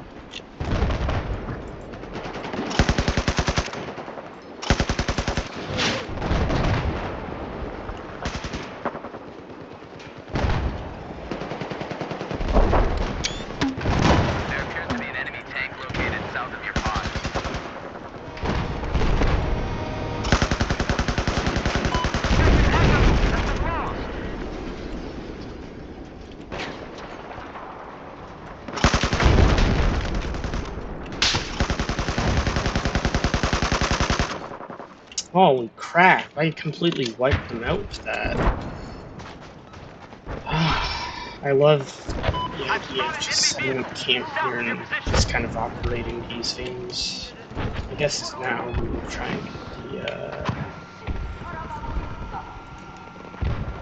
Attack this objective! I got eyes on a hostile soldier. Attack this objective! No!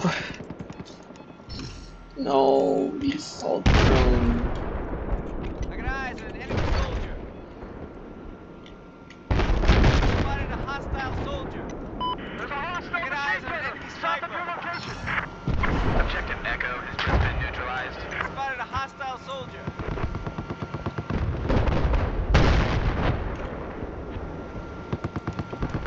We just took Objective Echo. I spotted a soldier.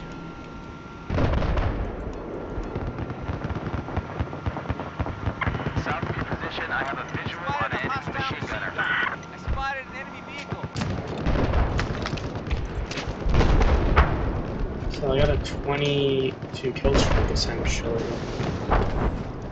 This would go back here. We just lost objective Echo.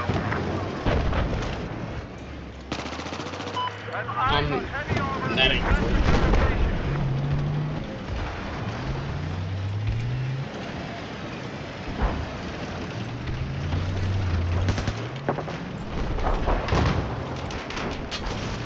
We've just taken objective Echo.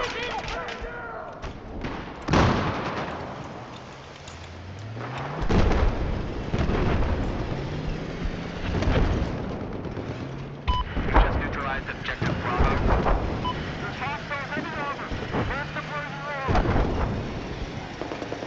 Well, we should be fine to go.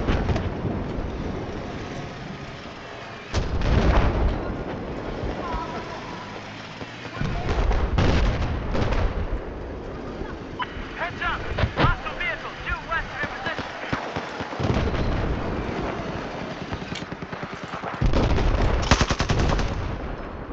Objective Charlie has been lost.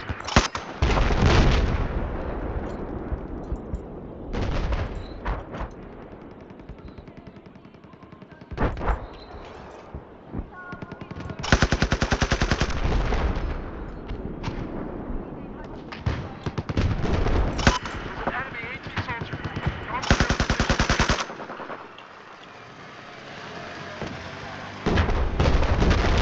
No squad.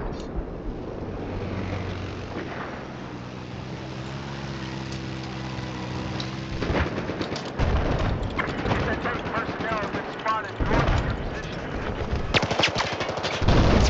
Oh, come on. Objective Charlie. Missile away. Impact to follow. Oh god, my UAV's gone.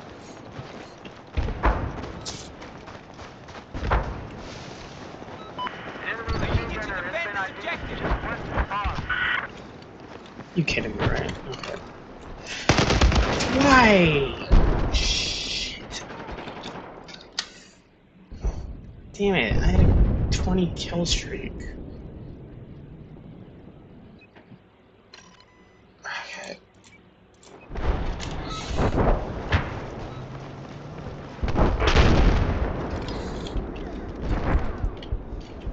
I can launch a new one now.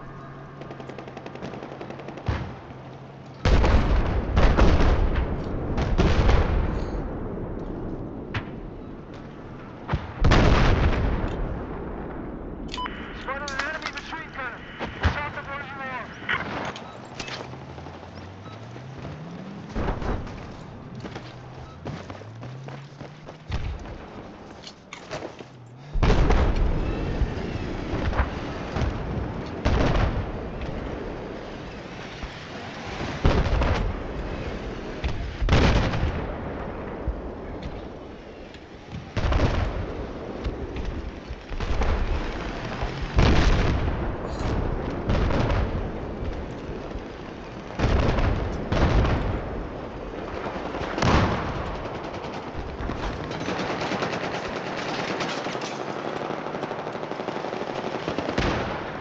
We have taken objective Charlie. Missile away. Impact in seconds. I've spotted a hostile tank Jesus. due west of your position. Just lost objective Bravo. It's hard to see him.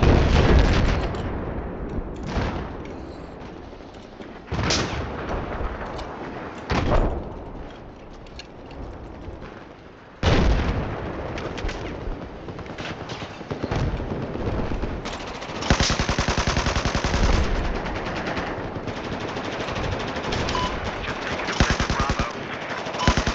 Hostile heavy armor just north of your location.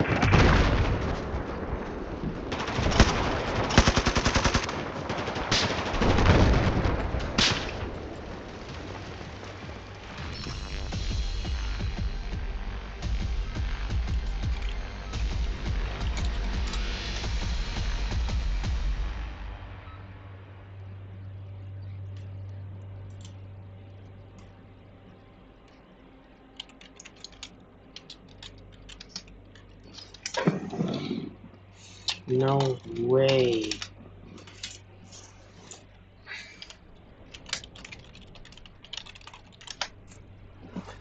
Okay, I'm gonna go to fashion.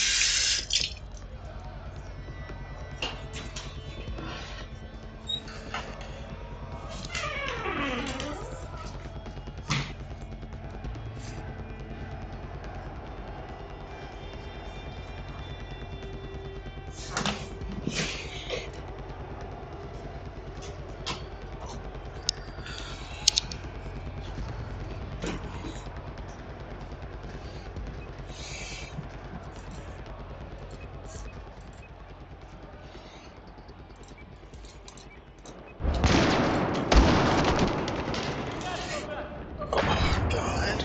I just spawned in.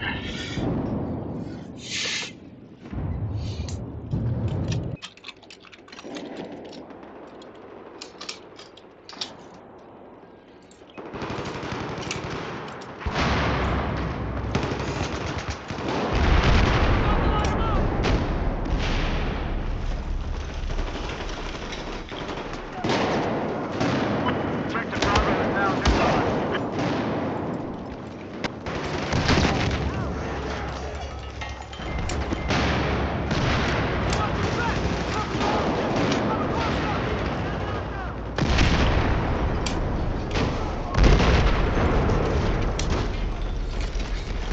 Commander online, stand by. Here's your ammo, go get it!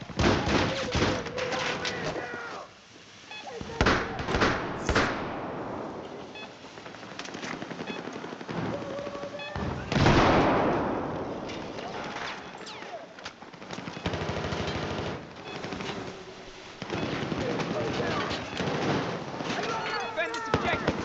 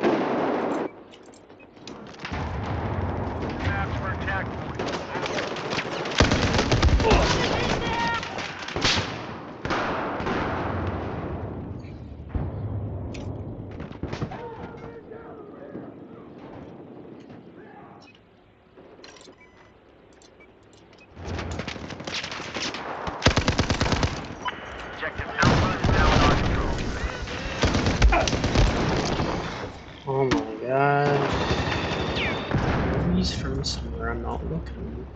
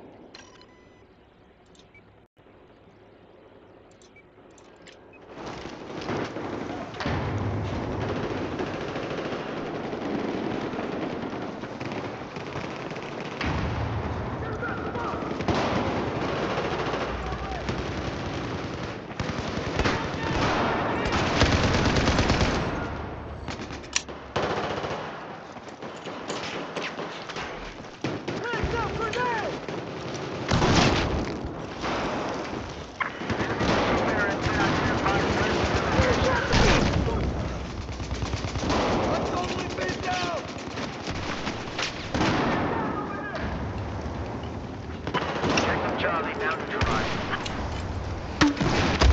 Why? Oh my god. I should have just meleeed them.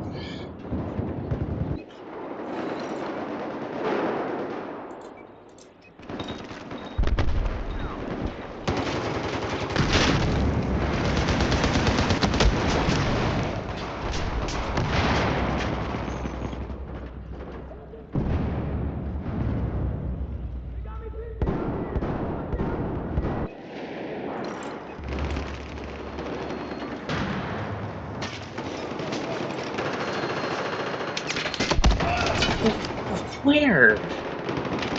How was I supposed to know that was here, man? Okay. Whatever, it's fine.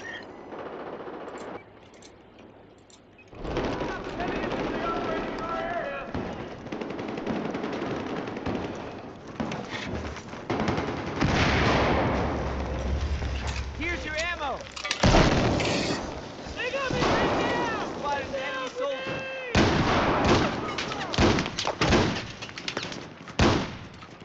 Okay, perfect. I'm helping.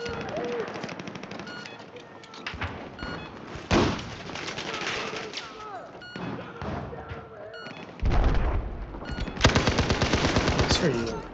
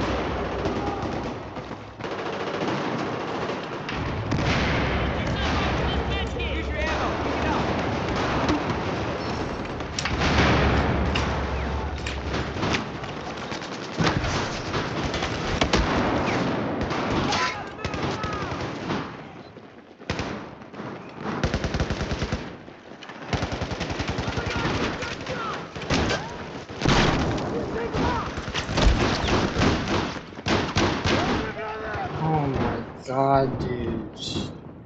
The virginity levels on this guy.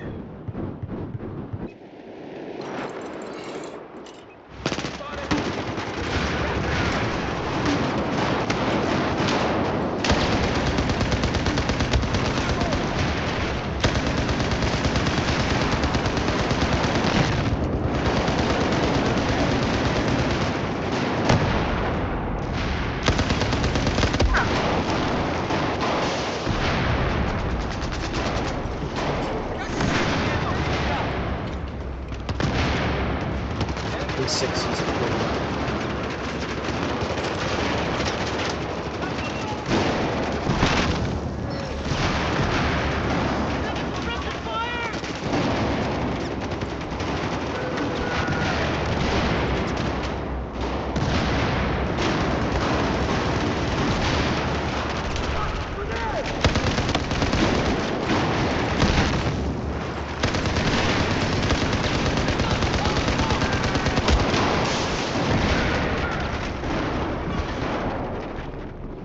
A lot of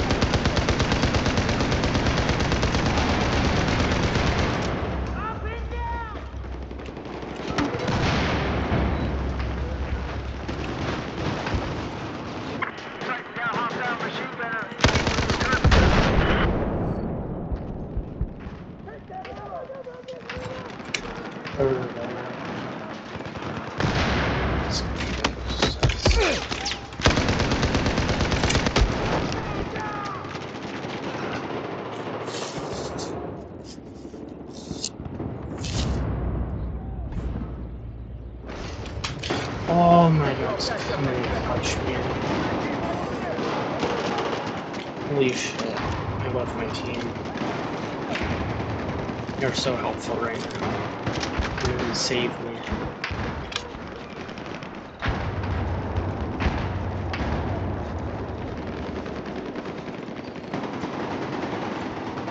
You're helping with some ammo. I just don't know what that is. Busy.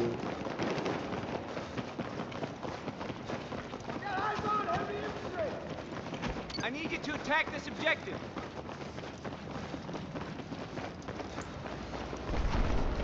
Objective Charlie has been neutralized. Here's your ammo. There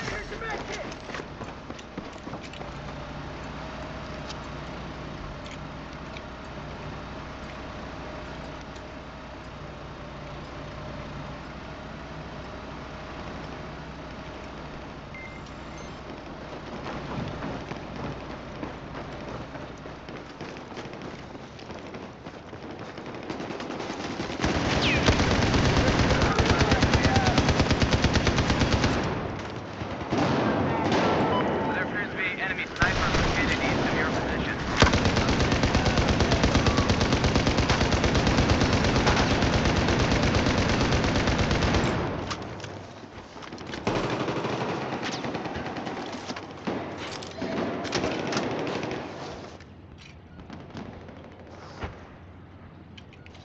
Oh shit.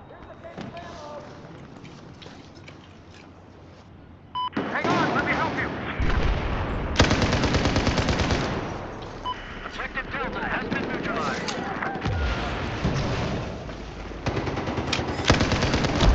Damn. He's at 1 health too. We had like a pretty good streak with that.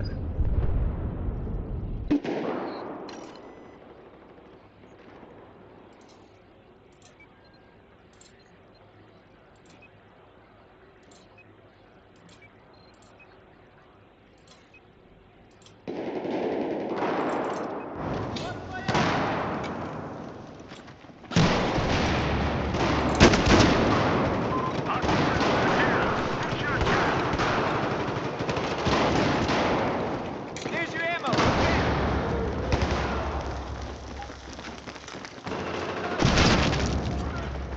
Take that back, kid. Requesting scan, sir. Over. I'm firing!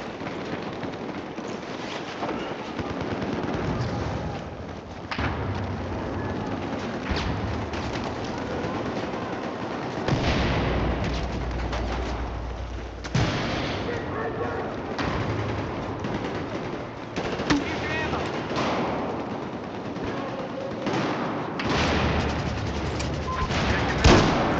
Blood disrupted.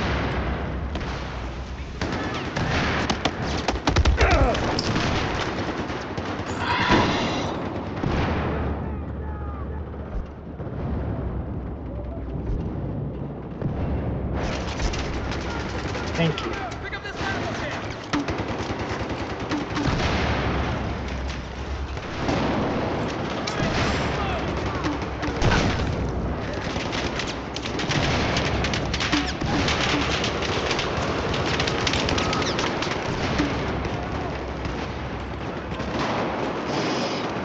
Side.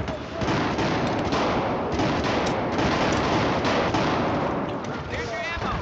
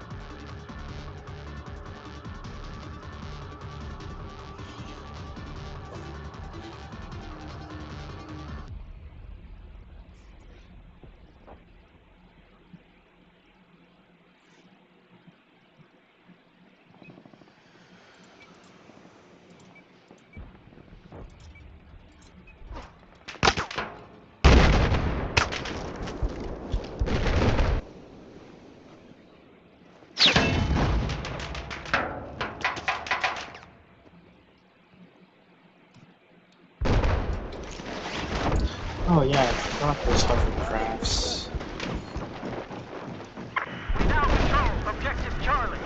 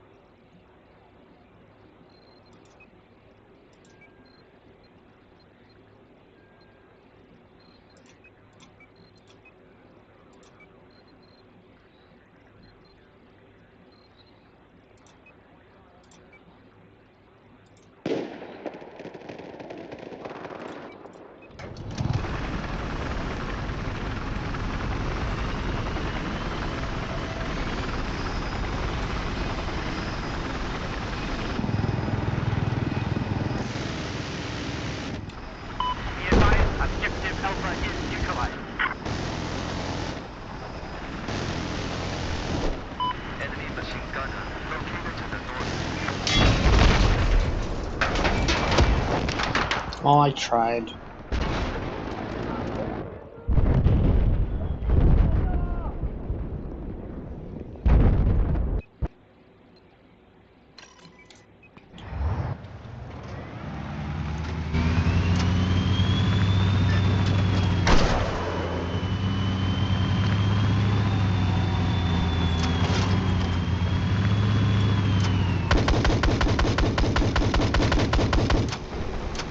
I have eyes on enemy helicopter west of your position.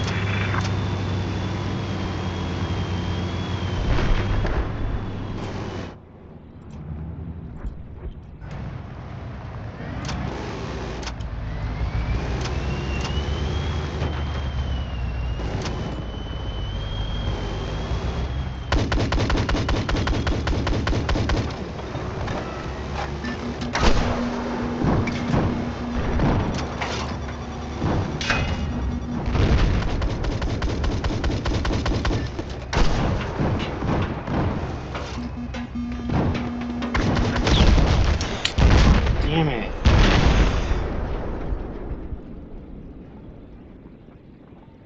Heads I always up, have to hostile pull up AT their soldier. fucking South. dildos.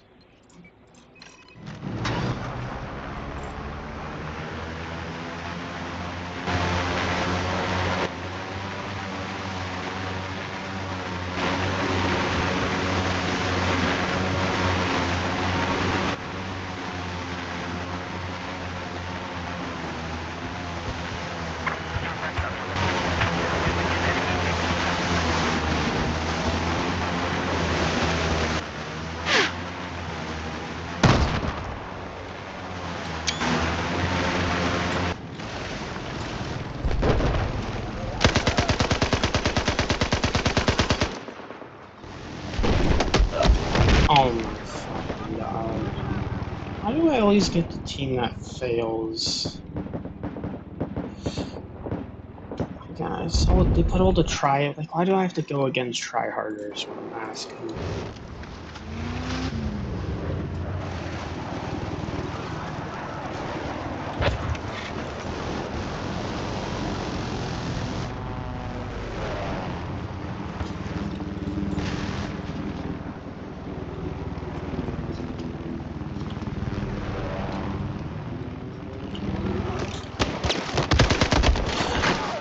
My fucking god. Why do I have to fight tryharder? Fucking hell.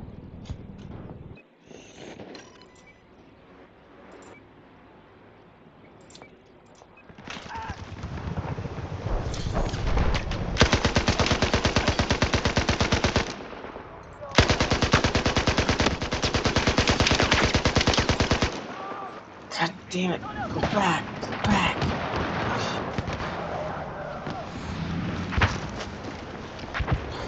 Alright, here we go.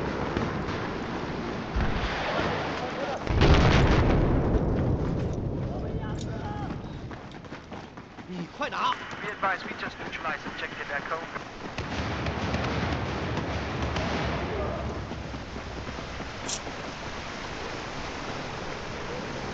Objective Echo has been taken.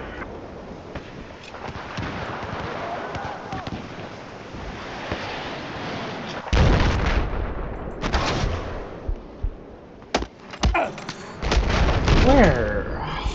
It's all, like, Jesus Christ. It's always in the bushes. Bullshit.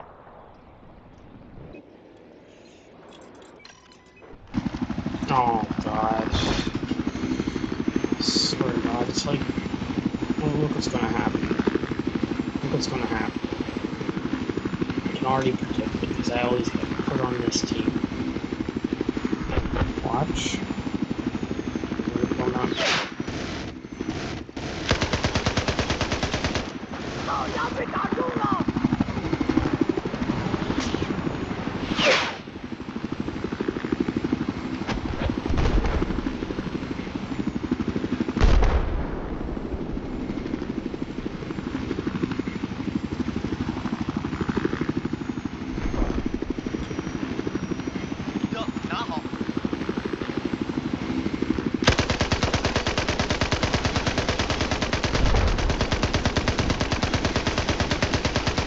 Oh. Well, I can give him this. He actually is pretty good at keeping it stiff. Great work.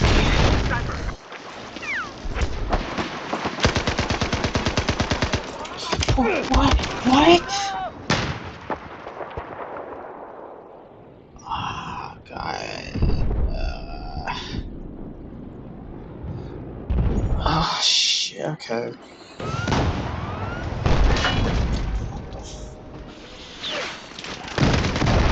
Advised, objective Delta has been taken.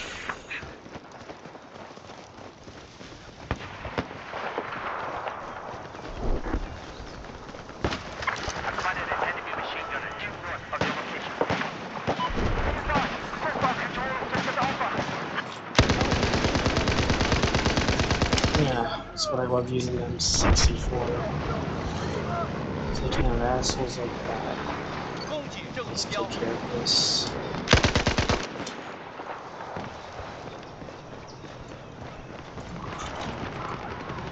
Due north of your location, there appears to be an enemy soldier.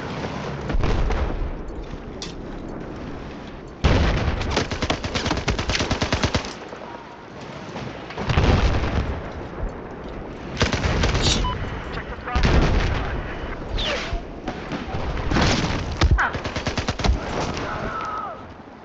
Tried my hardest.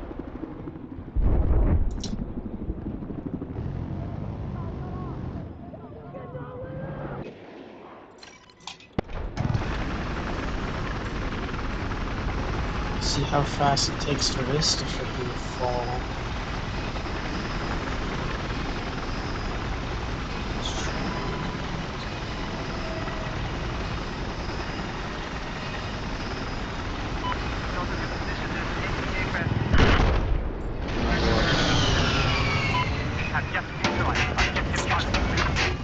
Wow, who could have foreseen this happening?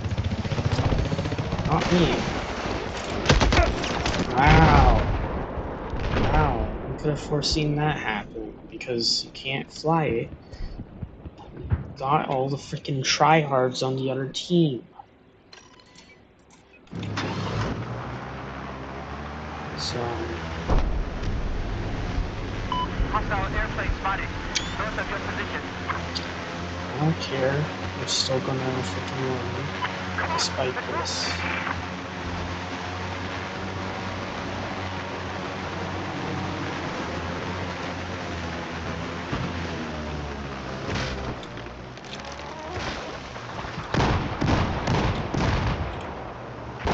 I have spotted an enemy AT soldier just east of your position.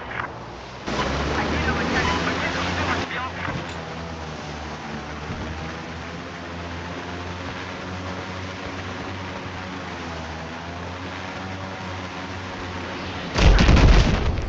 Oh my god, dude.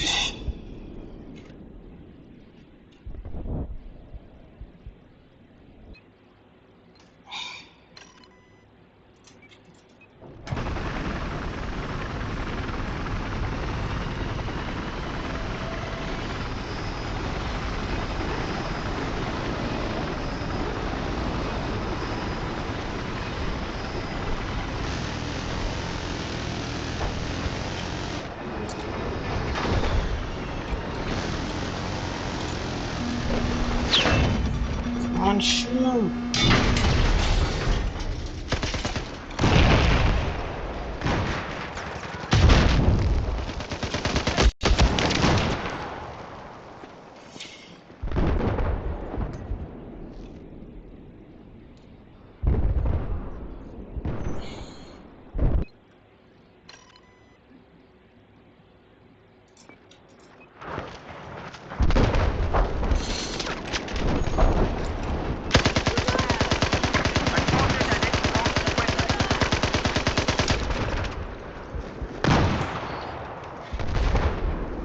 That's right, that's right.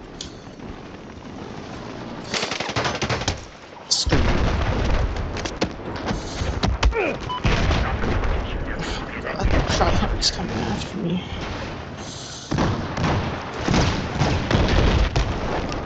No, he shoots me through a fucking bush. Okay.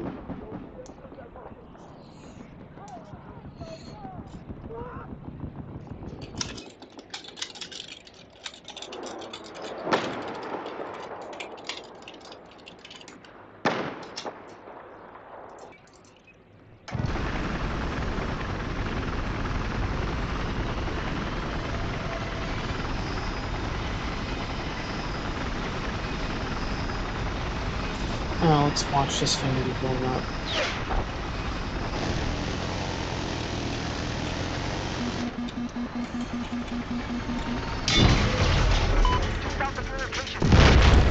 See, why can't anyone in our team do this to enemies? Like, I don't see a million freaking rockets being shot at them.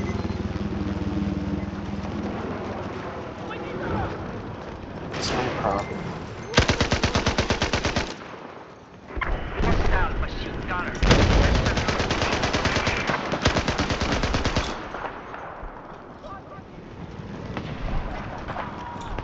Alright, let's try and defend this. So we're not gonna win.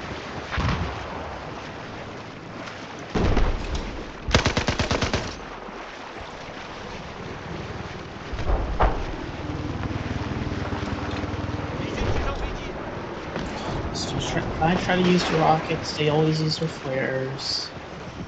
If my teammates use it, they always blow it up. Oh no, if the enemy team uses it, they always blow it up.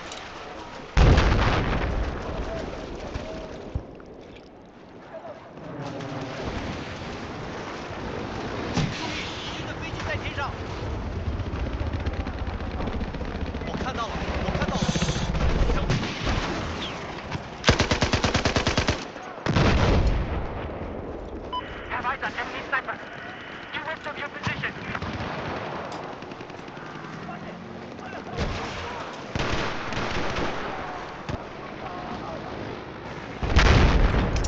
Oh, we're fucked.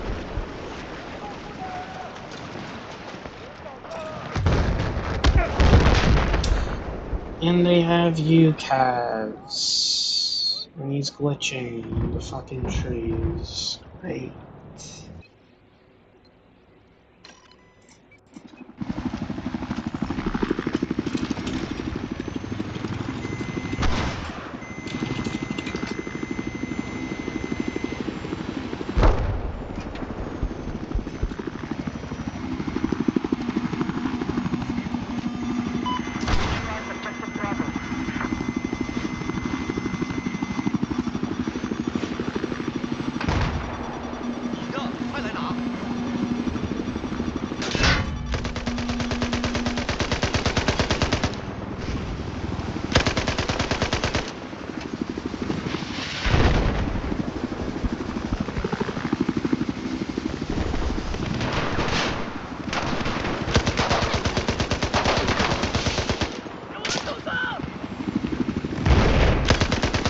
I feel like I'm in Vietnam right now.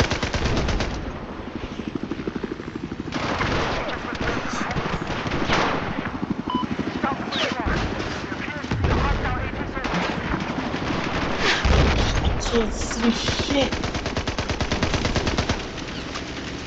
Get it. Oh, get it.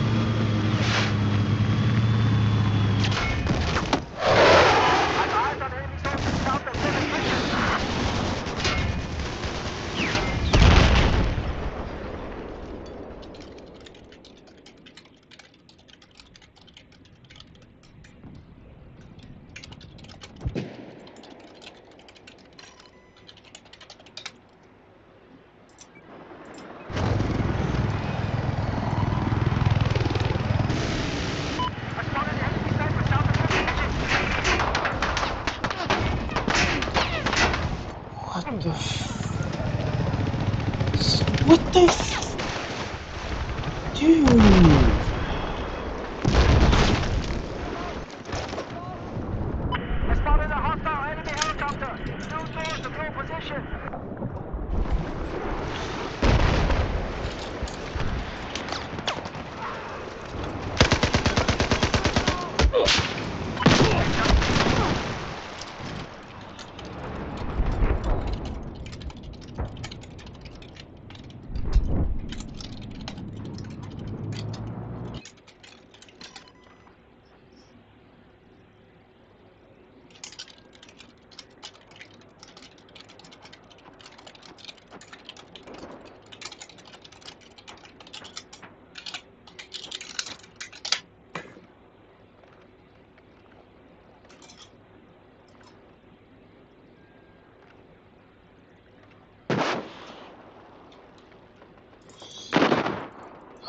It's just frustrating.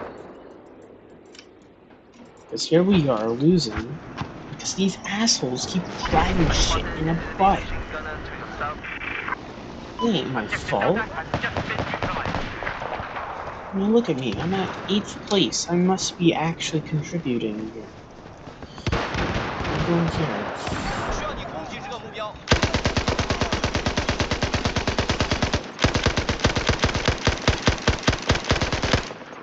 You gotta be.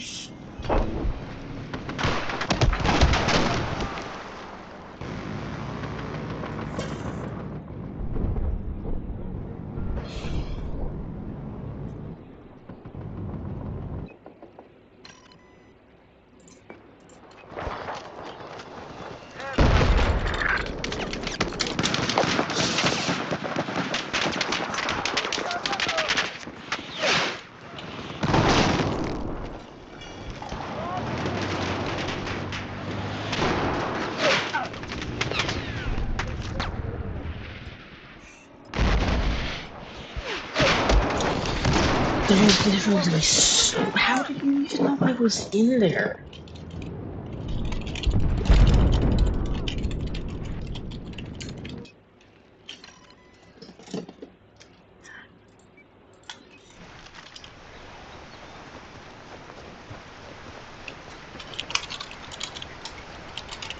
Objective Echo is neutralized.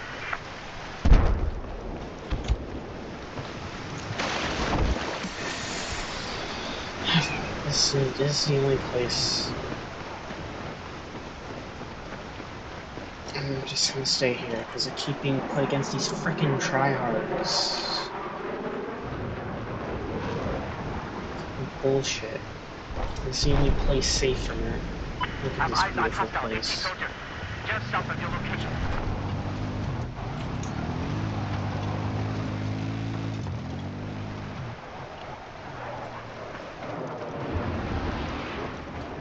We don't even have a commander either, so we're double fucked. I have eyes on hostile soldiers. Where's your position? I'm just gonna set up shop here. Hope for the best. This too. We've neutralized objective Bravo. Screw you. How do you like it?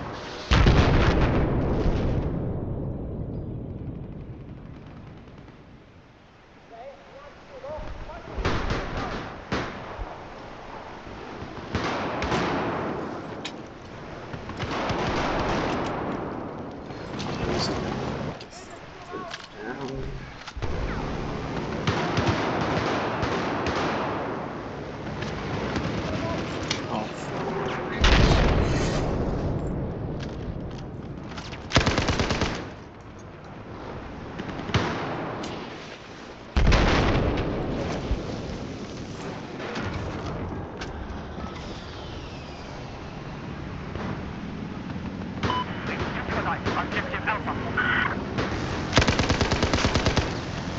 Oops. 你的，快拿去！这样子的一点吗？ Fucked. What the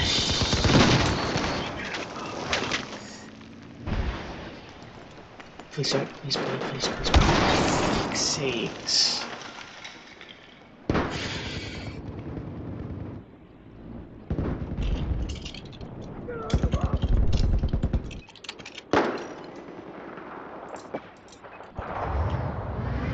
Go south of your position.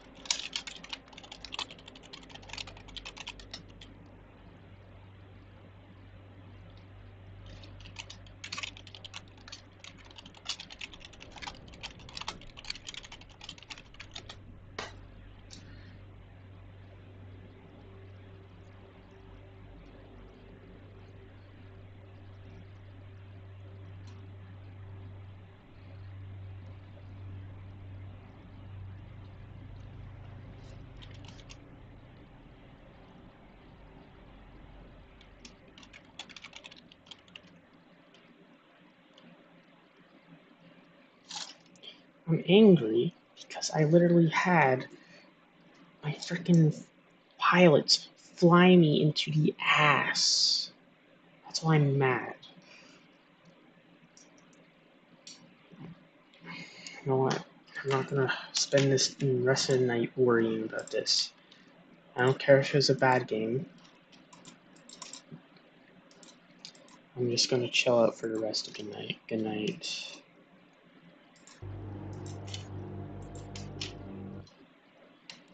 Yeah.